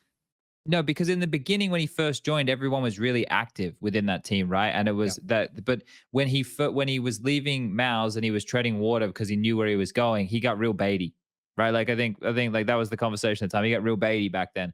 And I'm not saying he got real baity in FaZe, but I'm just saying like his position was, well, I'm the clutcher, I'm the closer. Now they've given him more ways to activate, and you need to do that because he's such a talented rifler. He doesn't always have to be doing it, but by him doing it, let's say 3 times and a half, or maybe even just 2 times and a half, it gives Carrigan so many more options because now the other team has to fucking worry about it. And so everyone has to have unpredictability for sure. Yeah, I mean, FaZe were the best team for a year. I mean, maybe they didn't win anything in the second half of the year, but they were still the team that everyone looked forward to, not look towards like, oh, they're going to win. They're going to win the next one. They were always the favorites, top 2. I mean, I would say like in the second half of the year, even though they didn't win anything, at every tournament, they were the #1 favorite. So everyone was watching everything they do. So they just needed something different. And EPL fit perfectly for them to win, right? They had the early group, then a long break to prepare and change a lot of things. And there's a lot of teams to prepare for, so you don't really know who you're going to face tomorrow. And playoffs, just the playoffs craze starts. You're kind of looking towards Heroic, maybe looking at G2, looking at Navi and all of these teams. And yeah, FaZe just had, I think they said themselves, this was a perfect window to close the Grand Slam. It would get much more difficult the longer it went on. Yeah. Did you guys see the Maniac graph? I know it wasn't super scientific, but I really like the graph. We have to show that because it's such a perfect piece of like Maniac content, man. That's like absolutely Maniac, because he kind of depicted like the pressure that was on FaZe and how it's been sloping down ever since like kind of like the last EPL, where they were like, that was kind of their first chance, I think, right? That was their first chance to close close the Grand Slam, but then like Rio Major was like maybe like I would say that was maybe a higher pressure because of the kind of like the combination of the two. But like how the expectations have gone lower and lower until now where they're at the lowest. But as you know, now that there was once again starting to be some expectations, it would just have been getting a little bit higher and higher and higher with every tournament. And so this was the perfect moment for them to do it. And I just liked how FaZe did how Maniac depicted it. It was definitely, and it's that's why I brought up the conversation of like, now does this like unlock FaZe going forward, because that pressure is now relieved, like because that was the last accomplishment in this spree that they were looking for. They've got the Katowice, so they've got the Cologne, they got the Major, now they got the Grand Slam. They have those accomplishments, so now I guess it's just about I would winning. say, would it? I don't know. My opinion would have been no, just because. Well, I mean, I don't necessarily think there would have. There's no way to have like Grand Slam pressure on you when you're going to the Blast Major, right? Because that wouldn't have fallen even if they didn't win in here. Yeah. That would be like the one thing that I don't think they would even be thinking about it, since it wouldn't be available to them anyways. Right. Yeah, no. But I think certainly there's probably you know, an individual pressure perhaps on the players of like kind of closing out and cementing some legacies with that for sure. But yeah, that's interesting. I don't know. I think that win was kind of cool. I mentioned like Brokey, but I know like in the finals when I was watching it, I was kind of like contextualizing that grand finals against Cloud9, where I was just like, you can see the difference in like the experienced players of FaZe versus like they're experienced now in Cloud9 too. But one of the knocks I've had on this Cloud9 roster coming out of COVID the whole time has been like, individually, as good as they are, they seem to like lack a killer instinct to be making big plays. And I feel like that just embodied itself into this finals, where you saw incredible plays and clutches from Brokey. You had that Twistzz ace at a critical moment to put him on, you know, Grand Slam point right at the end to make sure there's not going to be any kind of a comeback. You had ropz performing extremely well. Like, you had all these individuals kind of delivering these big moments for FaZe. And I feel like we're still kind of lacking that from the stars of Cloud9, from guys like Axile and Shiro, to create the biggest plays and the biggest opportunities in the high pressure moments. And I still feel like that killer instinct hasn't clicked in for Cloud9 quite yet. Yeah, I don't think they're there yet with the Buster edition, right? Like, this was definitely better than Katowice, without a doubt. They made it all the way to the grand Has final. anyone changed their mind? Like, this Buster edition at the time is like considered like a lateral movement. Has anyone like kind of warmed up to it? I think it's still the same. I think it's still the same. I reckon like an event or two more to see, though, if we're able to find that next gear, because one of the things of the Pro League conversation, at least for the group stage, was Hobbit was back in good form. Right. But in the final, everybody at different periods went missing for Cloud9 across a different map. It wasn't this actually made me feel a lot better about that Buster move. Okay. Tell me why. Okay, why is that? I felt like I feel like when I was watching Cloud9 with Inters in the lineup, like I always felt like Inters like just did his job, but I never really like fully noticed him in the server. I felt like Buster had more moments where he changed around. And that's like not at all based on any kind of statistic or any kind of like, you know, science behind it or anything like that. But I felt like when I was watching it, I could actually feel Buster's presence in the server. Inters was just always kind of there and doing well and doing his job. But I felt like I remembered more from Buster and felt like Buster was actually able to have way more impact round to round. Okay. And I kind of buy into the logic of why they made that change too, as well. Like just in general, I think it's like a cool thought process where they were just like, you know, Buster's someone, we're going to tell him what the end goal is, and he's going to come up with like a way to do it. And Inters, you know, was someone that, you know, you kind of had to just tell him exactly, you know, you told him what to do and he was going to do it that way, but he didn't have creativity in that role. So I feel like the logic behind the change is sound. It should give them more options, definitely, for like the way that they like open up rounds or finish rounds or find some space. I think the team's still going to be predicated on having Shiro and Axel show up and make those moves that you're talking about, right? Which we've been saying that Shiro has been on that path for, but Axel still needs to find that. And the team that he normally finds that swagger against is FaZe. But it wasn't to be their final, right? Like FaZe just played better throughout, I thought. Yep. I think Shiro didn't really. This is the frustrating thing, because you had this like rise of Shiro to this like consistent level where he's like performing all the time. He's bailing them out of bad games, bad maps. Oh, and he was dumpstering the group stage as well. Yeah, and then in the final he wasn't, right, and that's the frustrating part about this team, is like sometimes it's Axile not showing up, sometimes it's Shiro, and you just need them because the rest of the team like Hobbit is a great player, but he's not like a superstar. He does deliver. He is their most like clutch player, big game player in like consistency, but not in peaks. Like his good big game is going to be like a 1.10 rating, and Shiro is the 1.30, and we didn't have that to match up on anything against FaZe in the grand final. I've got another opinion. Wow. Oh, Okay. No way.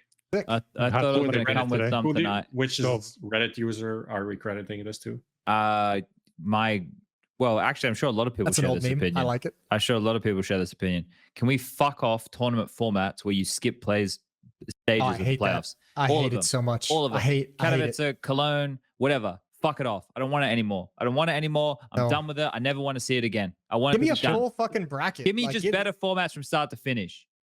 Fuck the formats. All the formats suck. Everyone's running shit formats. The only one running a good format is the fucking major. Everyone else's formats suck. That's no joke. Your formats fucking suck. It automatically starts at suck when you skip playoff stages. Like it just starts at suck. No matter what the group stage is, if you get a skip to semifinals, fuck it.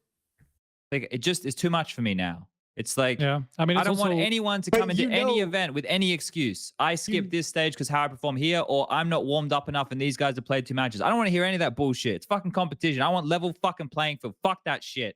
But we know why they all suck. We know they're designed to fit in a certain amount of days. Yeah, they're not actually designed with the competitive, awesome format in mind. They're designed to make it easier to have arena days, to make it easier for teams to qualify, to give teams more time on a broadcast. They're not designed to be the best format. And that's hold up, Sembros is right. Sembros is bang on. He just said that you literally skipped the whole first stage of the major. You're right, Sembros. All the formats suck, actually. Fuck that. I take it back. They all fucking suck. Not even the major's good. All the formats fucking suck. Thank you, Sembros. Yeah, but it's not even that beneficial in terms of like time on broadcast for like the top teams, because like remember, like if you go first in the group, you fucking play 3 series and you skip 2 more after that, like after playoffs, and literally the better you are, the less airtime you have, which is fairly normal in like multiple elimination formats, obviously. But when it gets to this kind of a level where you have a triple elimination format, so all the shit teams play super much, but the best teams will play the least and then get to skip playoffs rounds, you know, on top of that. So you will only you will watch more and more of the worst teams at the tournament rather than, you know, getting the excitement level up and up and up. Yeah. I mean, it just guarantees a minimum level of exposure, right? It guarantees a basic level. I'm going to say something. There we go. Another opinion. I'm going to say something, and I'm not going to take it back. The round robin that we had before with the conference and the lead-in was better than this format. I'm not taking it back. I'm not taking it back, and I don't care. It's the truth. It was better. It was better because this was just stupid. This was just a fucking circus. I don't want it. It's weird. It was weird when I didn't know if you kept up this feeling. The first 2 weeks when I was at Pro League, it felt like the most exciting matchups didn't have any, like the most exciting matchups in terms of the teams that were playing had no consequence because it was a matter of skipping to skipping to quarters or skipping to the round of 12 or whatever it was. And then the actual most exciting elimination game was usually like the teams that were like, you know, you're doing that lower bracket run, and it's a team that's probably expected to get knocked out in the first round. I don't know. But that's supposed to be like that. But this is a group stage. Like you're not supposed to get super excited about like FaZe versus Navi in the group stage. It's not even supposed to happen in the group stage. It definitely, and that's why the broadcast was tailored into offering up different stuff on air, right? Yeah. I think that was a big key of the shift. But you know that's what I'm looking forward to at some point, because round robin. Like not exactly, but there was a point where we had like 8-team tournaments that were fucking stacked. Like you had basically 8 of the top 10 teams just in that one tournament, you know, and so you had 2 group stages, but every fucking match was a banger. Like literally every match you were watching was amazing, matchup wise. You know, maybe like there was still the excitement level that kind of like went up and up and up, but you were never like, oh, I don't care about this match, you know, like I can skip that, who cares? Like it was only about the best teams, and we don't have those tournaments anymore. We just have like tournaments with too many teams, and a lot of the time, like some of the bottom teams, there's always going to be a greyhound, you know, who gets kind of destroyed. Like, and you just, those are just matches that you don't care about, you know, a lot of the time. And there's usually going to be multiple of those in tournaments like Cologne, you know, where you have also the play-in and all that stuff. Like there's a lot of kind of like quote unquote filler matches that you just won't care so much about.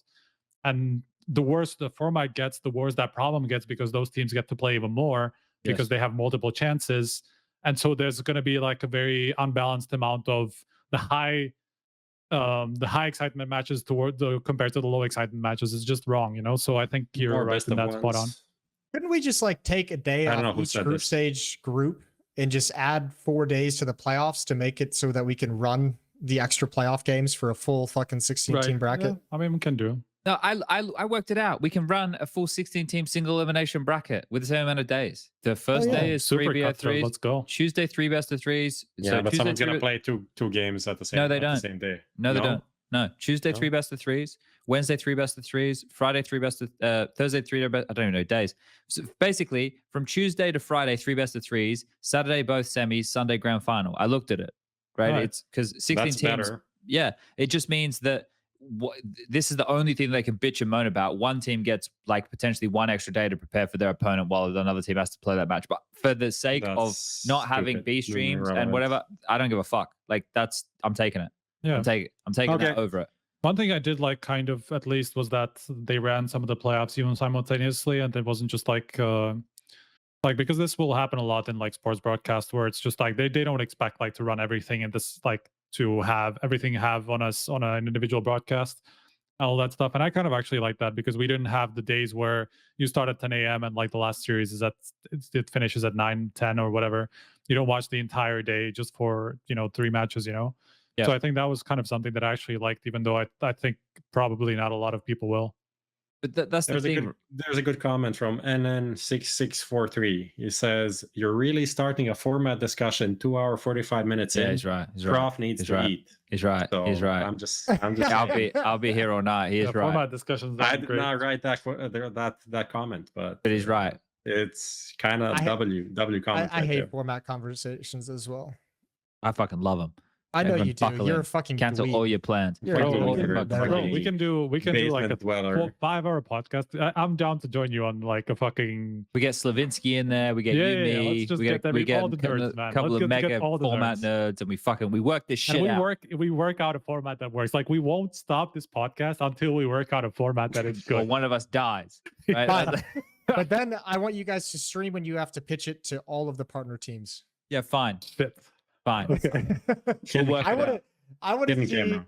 all your ideas get shot down after a 4-hour podcast. No, because I if don't give I'm a part fuck of the about the partner team. This is my format, bitch. if I'm part of the format conversation, Jason, I'll be there and go, yeah, but that team didn't get to show that their sponsor on their jersey for as many hours as that team, so we need to adjust, and then we'll adjust it. We'll get there. All right, here's what we need to do. We need to grab some highlights right now of the playoff bracket, and we need to talk about them quickly. So each person gets a few opinions here, guys. Does anyone have any strong opinions? That's what tonight's about. Wait, strong opinions. About what exactly? Hello, this is Prof's office. Doing a podcast now. Could you please call back in 5 to 10 minutes? Yeah, I'm not gonna take Why this do one. you I'm not have gonna a take it. 20-year-old phone? I like that. Do you think this is my house? yeah, I think Prof, this is my imagine- painting right here. Imagine, Prof, imagine a house where like a phone like existed in that house, but like all the time, and for everybody in the house to use. Anyone seen this? This fucking Crazy, real, right? Actually, just what a completely off topic, but when they were on EPL, they were like doing the drawing thing, and there was like the Glaive was trying to explain to someone from OC or something. A phone was like the old phone. Yes, he was, yes, a yes. mobile phone constantly, or a cell he was phone. constantly saying cell phone. He was saying like the old cell phone that you had at home, and like this guy was like, "What? Like what?" And then after like 5 minutes, he realized it's not a cell phone. It's a home phone. I mean, what did you want us to hate on? I got left in the conversation. I don't want You anyone have to hate on anything. you have On the you bracket. said strong opinions. Yeah, No, give us some of your highlights from the bracket. Oh, as in like the EPL bracket as a whole. You mean? I mean, Yeah, I think I have for to check me, it out again now. Heroic Fuck. losing to Navi, I think that's kind of the most surprising one. I didn't catch some of it because I was on vacation. That was a surprise for me. And G2 losing to Twistzz, these are the two big takeaways. Yep. So the Ents game, I think like this is it, because Ents only got to see them in the group stage. So the real infancy, I think we've seen 4 or 5 series of Ents now. Like they played 3 games in the group stage, and now they played 3 here. So we've seen 6 series of Ents with Nerds, and Nerds is showing that he is legit. Yeah. Nerds is. But I also thought there was more output from Madden and Diha. I thought they were finding more output as well. So maybe just a better overall vibe in that team. But wasn't Sun Pius pretty baller as well for certain stretches? They all had some good maps. He always is, man. Like he's always gonna have moments. They definitely all had good moments throughout. But yeah, Nertz is good. He is an actual X factor player that the team needs, and he can. I think he's Man, raw. imagine if they got him a half a year ago when they were supposed to. They Yeah, literally had him as an option half a year ago, but they chose Valde. Like everybody knew that that was a bad move. Like we were talking about this on this about that on this podcast. Like why don't they just get a fucking fragger? Yeah, Like that was literally the only solution that they needed. Like they just lost so much firepower. So that just get that back. I think And, just like, they were now it's thinking getting Spinks proven. was more lurky than he was for them, right? Because like with Thanks like, was more, or what are you talking about? I think Spinks is more lurky than Nerds, Okay. but I don't think Spinks was like a mega lurk like ropz. I mean, More Spinks like- was he's a the bit- one on Ents going out mid on Ancient, like just Yeah. fucking Exactly. bullying motherfuckers. It was awesome to watch. Exactly. He's transitioned more into lurking now with Vitality, I think, than he was in that Ents team, because that Ents team was just way more aggressive in general and just playing a lot more fast stuff. I love Valde as a player, but I think like he's been like the biggest bait player to bring into teams, because I think with his like skill set and like how smart of a player is, I think everyone kind of looks at him as like star player potential, Right. and I think he's just not. I mean, I was But I saying think this he's a like when great they piece, added him, just- like you need Yeah. him as like the Zipex guy to your Astralis Yeah. like era. Yeah, you the know? wrong Like, not signing as the for the fragger. wrong team. But he was Yes. in the wrong position. Yeah. Yeah, and that's I think we all agree on that one there. The answer run was great. I like I'm glad Navi had the run they did. To be yeah, honest with you. I was going to bring that up to gloat because at the start of the year we did like a time capsule thing, and I know we're still early. I might be wrong, but with that time capsule thing, I said that I thought that Navi would continuously have like they would make playoffs or keep having deep runs in tournaments, and they're continuing to do that even with this whole MPL situation. So it's impressive to see them beat Heroic, I think, and the Anubis like the veto is a conversation in that game right there. Obviously, the Anubis scenario with that With for Heroic Heroic coming through, running yeah. it, yeah. But then you look at Inferno, and then you can almost disregard the Anubis conversation altogether because they got bodied on Inferno. So but I think, I mean, in my eyes, I think the Navi situation comes down a lot to Perfecto and all those changes that are now seeming to come to fruition a little bit more, Mirage because is it seems better like now. it's not just Mirage, but generally Perfecto has had more of those games where he's making a difference, while before, and it's as like directly as a result of the changes in his role. Like he's just much more active on the map now, and you can see that, and you can see that he is taking more space in the team now. And obviously they had to react to like NPL just not putting up the numbers that he's supposed to in some of those roles, right? And so they had to move it around. And I think Perfecto is actually stepping up to that challenge. Like we were praising him for being that like fucking super reliable anchor, but now he's actually like moved into a different role, and within months he's actually looks comfortable. So I think that's the most impressive part to me. There's still But a Bit lot of was in question better marks. form I was too, gonna don't you say, think? Yeah, sure. He was hitting some headies again. Yeah, he was back in a little resurgent performance. I mean, just looking at the stats too of the event, like Electronic is second rated player for Navi. Like that's pretty crazy for Electronic to have a bounce back in that fashion as well, especially as the in-game leader. But I think this all feeds into exactly what Strike is saying. The fact that MPL isn't outputting as much as they want to, everybody else has to pull up their socks. Like Navi can still compete with MPL as the fifth, right? Doing whatever his role is. If he figures it out, like he could be the next kind of Bit, where if he gets comfortable and figures it out, then all of a sudden they're going to be fighting for some trophies. But this is why SDY was perfect, because the conversation was never, is SDY good enough? Is it, can he just keep his head above water while the other four take care of fucking business? Because those four fuck. But that was the entire point from Blade to bring in NPL, right? Because they kind of needed the next like young guy for him to become a superstar a year down the line, a couple of years down the line, or a star, maybe not a superstar, but a star for them. Obviously, it's a long con, it's a long way to go. But that is like, you're not going to get that from SDY. It's not going to be a long-term player for you. NPL might be eventually. Obviously, short-term, not working out so well at the moment, but there's some potential. Yeah. I agree. Didn't Blade say something mental during the group stage where like he would never even consider like signing a player that's older than like 25 or something like that? He said something like that. But that quote was there are some outlets really like their quotes short, I would say, because after that HLTV not one of them. Well, I'm not gonna say anything on this one. No, really, I think our quotes are pretty. No, we usually do like way too long, if anything. Yeah, because there was a continuation of that answer, maybe like a follow-up question where he said, like, obviously, if a player was like top tier, like S tier player, he would sign him. But this is a player that's kind of average and doesn't seem to have, potential to grow. The upside, yeah. So Gotcha. Okay. you literally explain it. It makes sense. Of course, you can still argue if it's the right move, because I still think that they would be better just committing to SDY until like somewhere down That the line, player they comes get around. a player that really is ready for Navi. Like, because NPL was like, he could be something, but is he Navi material right now? I think we've seen that he isn't, and that's it. Right. I think right, they got a little bit baited by the fact that Bits kind of like grew into that role so quickly, and so they were like, okay, let's make that happen again, you know. But seems like it's maybe not the same case. I'm What's up, Jason? gonna say something about Navi here, and you guys can feel free to shoot me down because these are Let's usually go. way overblown questions. But it was something I noticed, agree and with you. and I don't not know being what at it the is. event, I didn't really have a chance to investigate too much. Did anyone notice they shifted Simple's position on the seating arrangement?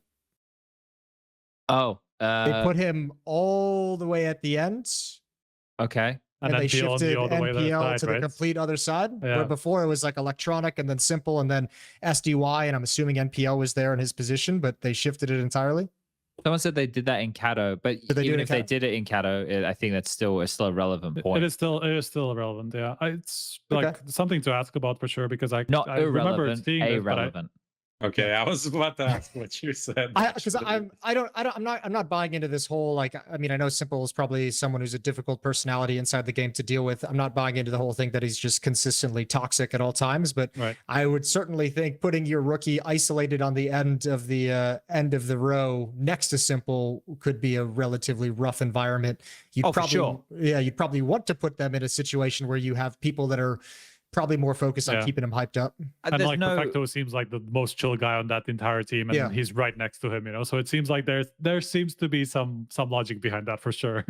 yeah, I think when you look at, like, there's no doubt when Simple's in the middle of a match and something goes wrong, it seems also the way that Electronic functions as well. They don't have an issue going, what the fuck was that? Because the amount of times you see Electronic look a bit like, what? Like, they're happy to say that to each other in the middle of the game. And then if it is strategic to kind of insulate MPL from that a little bit, then I can see that. But yeah, we've been over this conversation before. Like, That's we the talk about the conversation culture of overall the team. is, yeah, somewhat Yeah. silly. I mean, No, I it's thought just- you were going to talk about Jerry's tweet about MPL sitting alone for lunch. I was like, Yeah, don't man, maybe do I another. thought that was a little bogus. But I mean, I thought it was bogus in one sense because I've said this on Talking Counter a couple of times where it doesn't feel when you see Navi walking around at events that they are some kind of a team. Like, they're not hanging out together, they're not doing anything, and that team element felt missing to me versus when they went on their Stockholm run to win the major, where they felt very much like a unit. But I mean, I don't think eating habits. Like, maybe he was just hungry at that time. Like, I don't know. He's 17-year-old kid, bro. Yeah. He's 17 years of age. Like, Yep. fucking hell, right? Like, that's a big deal. Okay, the only other weird one here is Liquid, but Prof has to go eat his dinner, and we can talk about Liquid on the next episode, I'm sure, because they're playing in this blasting.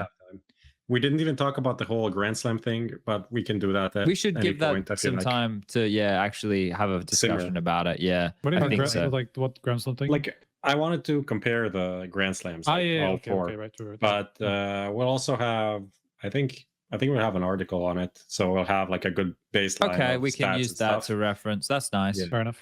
There That is a would be cool. comment in chat from Vanilkov Pudding 32 said, "Sponge, why didn't you cast B stream in EPO and instead there were two Well, I don't other care. casting It's it not from an home?" ESL stream, so you can use the ESL stream to explain that. Next question. I was going to say, well, he's right. We should do it on site. It would be good. Not wrong, yeah. There aren't any There questions. was- The liquid pain situation, Prof. You got anything you want to say about that? Oh, damn! I forgot about that. That was a surprise. That I was a think big pain are surprise. legit. So, like, Yeah, it's- seems to and- be. Yeah, they're a good team. I think Pain are a good team. I like watching them. Do I think But they're like are- an but elite are level Liquid team? No, supposed- but they're a good team. Yeah, but are Liquid supposed to like disappear like this? Yep. No, but You said yep. it is. Member. But you guys, I think there's different views of Liquid, right? There's the view of Liquid that's existed with Striker for the whole time of like this is a roster that makes sense, right? No, and you've been proven right. This is the one time you've been proven wrong, right? And you're not proven wrong, but there's evidence to the contrary. Yeah. And this was the time where Yanko started to come around about Liquid and was like, yeah, well, you can't fuck with the results, so they keep playing well. And then they did do the shitting of the bed situation. Yeah. I mean, this was one of the issues that I was brought in to address as the Liquid coach. Is like there's no emotional center on that team to come into a match fired up, ready to go, focused as a unit on the goal. And maybe that changed when I've been gone. But when you come in and you start a group stage as slow and as ugly as they did, and then you come into the playoffs and start the playoffs as ugly as they did against Pain, Like this is what they're going to be. This is Liquid at the moment until they solve that issue. And I don't know if that's a focus point for them, but they're just going to be a dangerous team that can beat some of the best teams in the world on their best day. But their floor is so low. Their floor, their bad game is so low that they can lose to so many different teams. And until they solve that issue, they're just going to be what, a top 5, a top 10 team that can, you know, every once in a while have a great individual best of 3 performance and beat you. And remember too, this is exactly the problem that Stewie solved when he joined the team. They had this problem years ago as well, and Stewie was the one who got them energetically focused in one direction. What do you say, Jason? I'm not going into that. I'm not going down that road. I'm not going down that road. But that is what he solved when he was brought into the team, and he wasn't that guy at the end of his tenure. But they need someone who's going to be able to do that for the team, and they don't have it yet. Mm-hmm.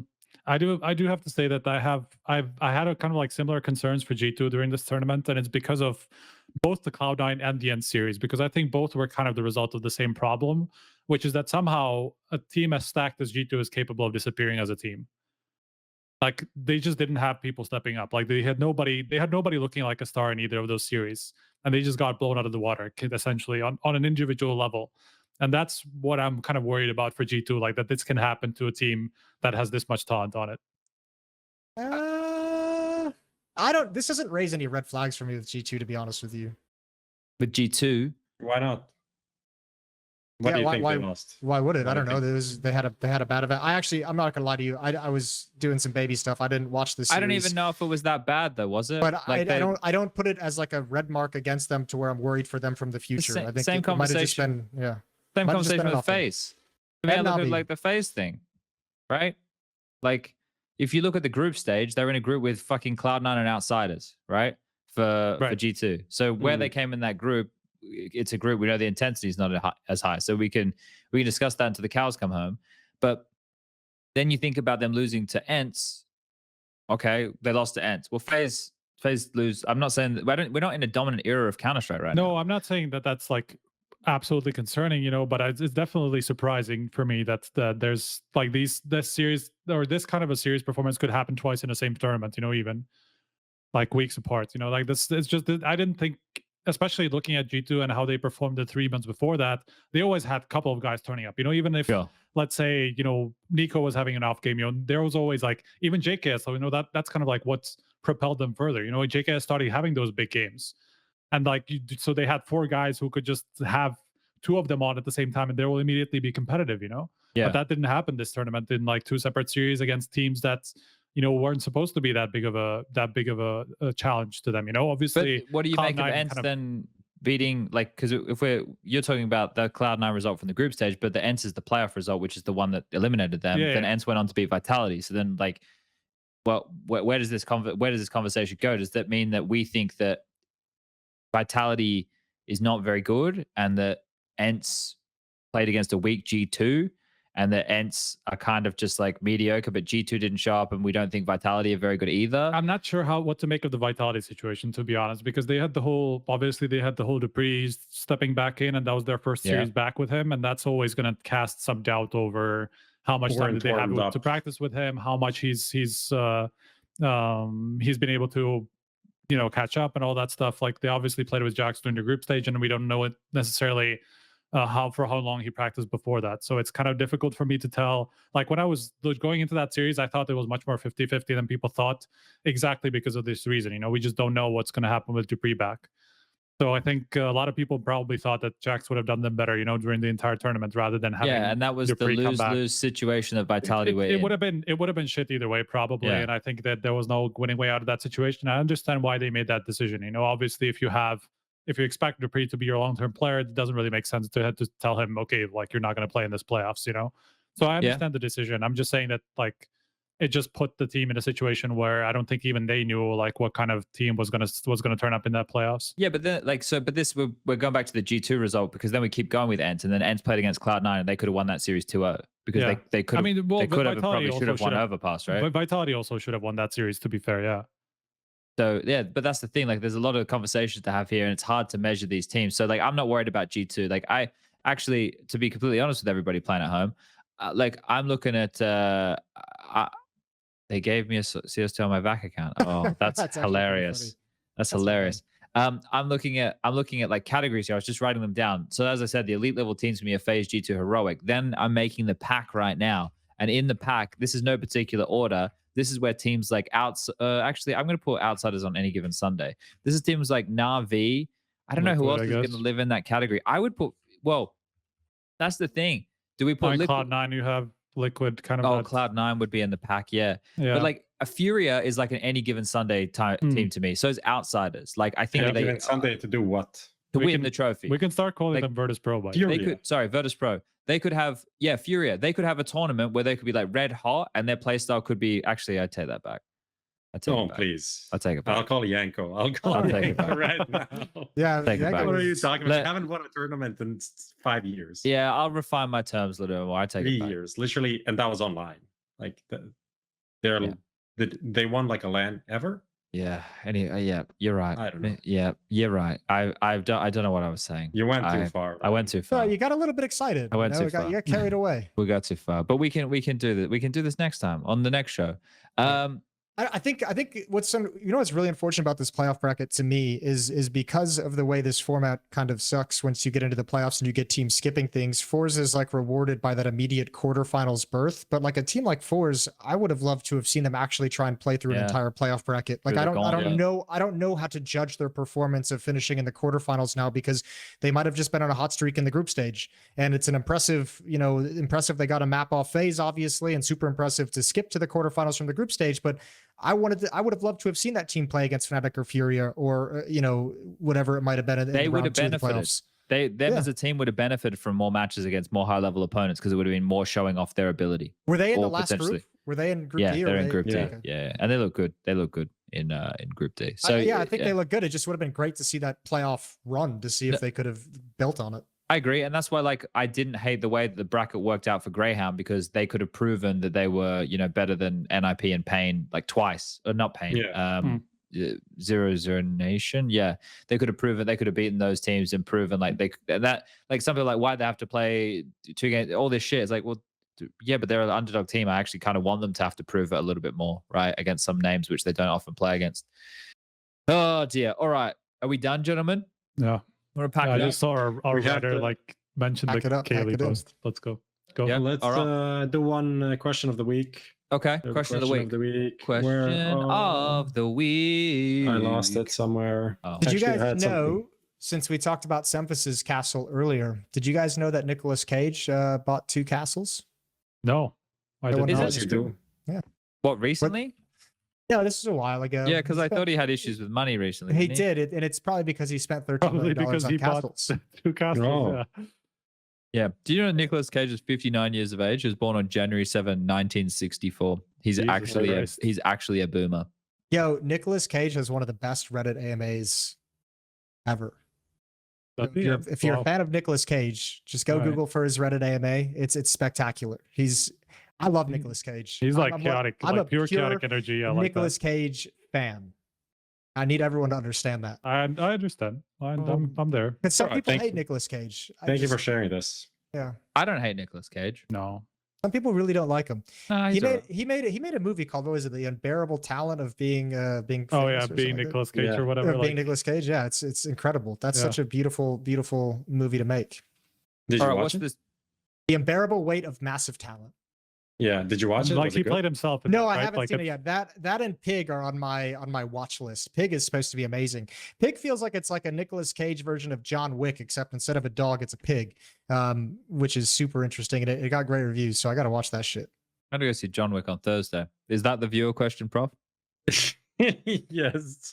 What is the viewer question? I'm gonna watch John Wick as well soon, definitely. There's a question. This is actually an interesting question. Any new and upcoming casters you guys got your eyes on? No, I want to keep all of the upcoming casters as down the bottom of the barrel for as long as possible, so I can do this until I'm fucking 80 and then die. We had some newer, fresher faces come join us during EPL, right? Obviously we had Lucy there, Jackie was there. Well, yeah, but Dinko at this point, I think everybody likes. I feel like Dinko. I think Dinko is not getting enough airtime. This is my objective and absolutely correct opinion. And whoever's doing the hiring is doing it wrong. I feel the same as you, Prof. Yeah, I feel the same as you. Don't worry, Prof. We're gonna fix that. We're gonna solve that issue for you. There's other Thank things you. at work, Prof, that are outside of the control of poor little Dinka. You know, there's just this No. stuff in the back end that, unfortunately, Obviously. you know. I don't know Yeah. what he has to do, but I'd like to hear more of him. I think he's great. I'm excited to see actually at the upcoming RMRs. There's a couple of newer names there, like Cody Cast is going to be one of the names right there. Right, I think is it Neokai is going to be Neokai there is as well. yeah. So because it's one of these things where there's a lot of who was the guy? Let me search him here. He casts in American Counter-Strike with Mike sometimes. Fuck, I'm blanked on him right now. JTR? Yes. Is there an R? Is there an R on the end? Is it JTR? Yeah, like He's the alright older to guy, listen to. bald. Yeah, I like listening to him. Okay. He's got a nice voice. I like listening to him. JRT. Okay, whatever. Yeah, Sorry. he's fun to listen to. But in terms of that, I don't know. Jason, you've got a talent academy going, don't you? Yeah, much like North America, the next generation of talent, broadcast talent, is thriving. I should build a talent academy. Yeah. Yeah. I don't know. I got nothing really. I think we listed some of the big ones. I think like there's no like really up and coming talent. I guess you'd put Darth Mike there, who's Yeah, Mike's very charismatic.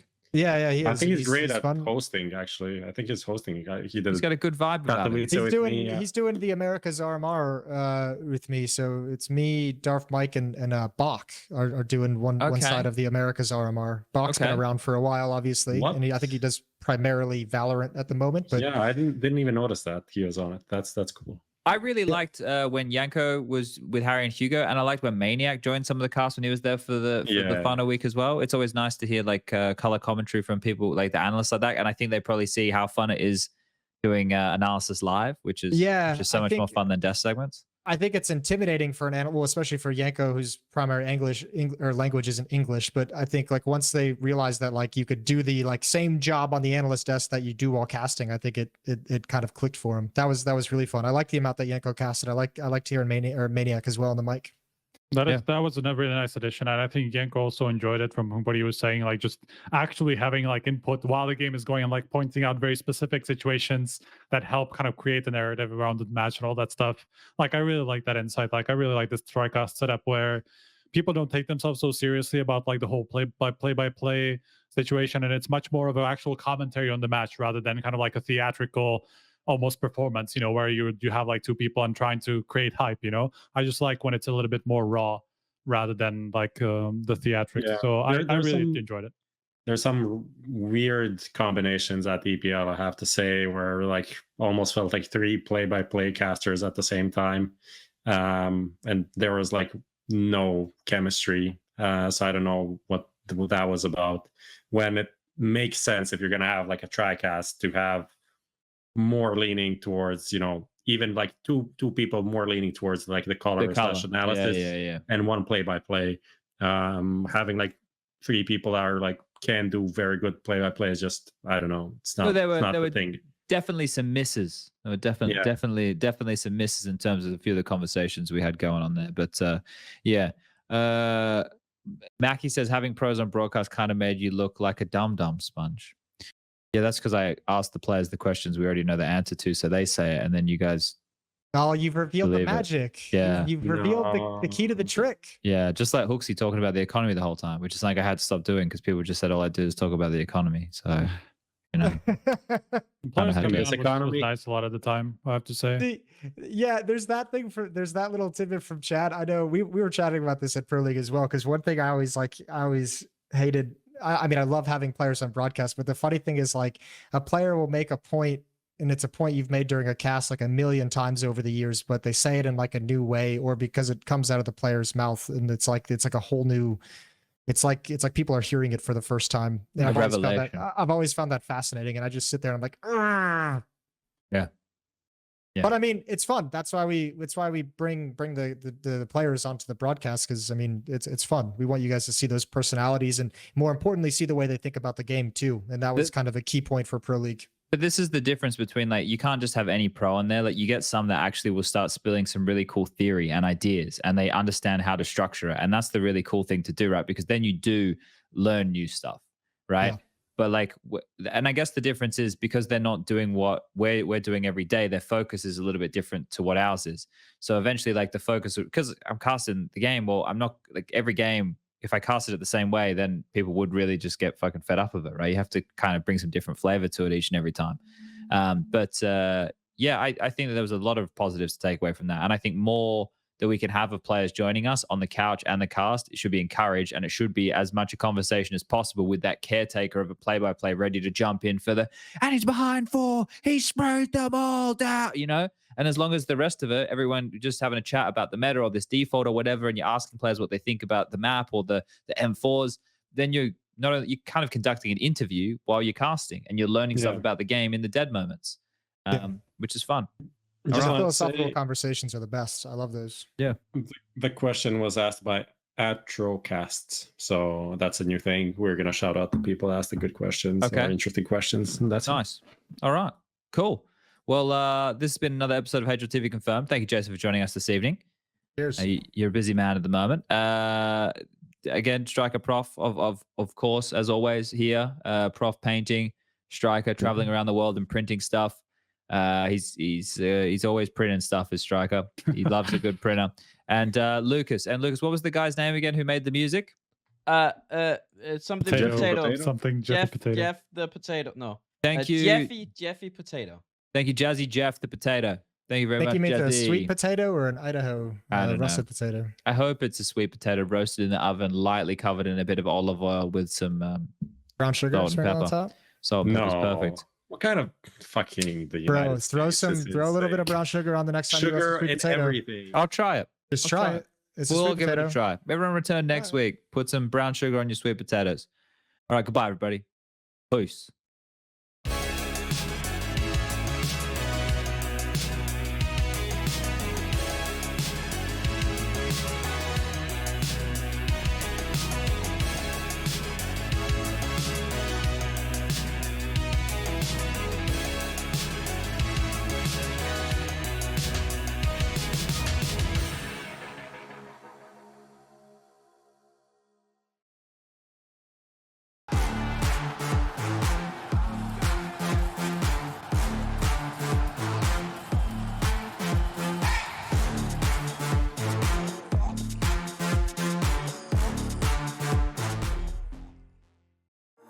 Finally, I found what I was looking for.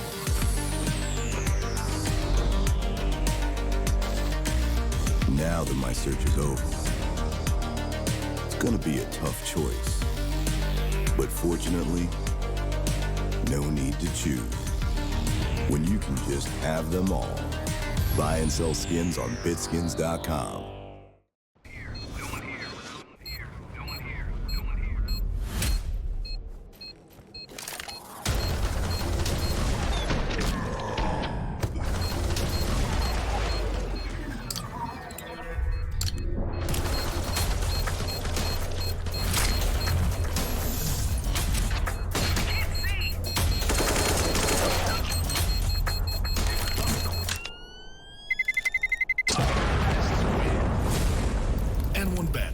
Your bet, your game. It's a good vibe, it's a good vibe, it's a good vibe, God vibe.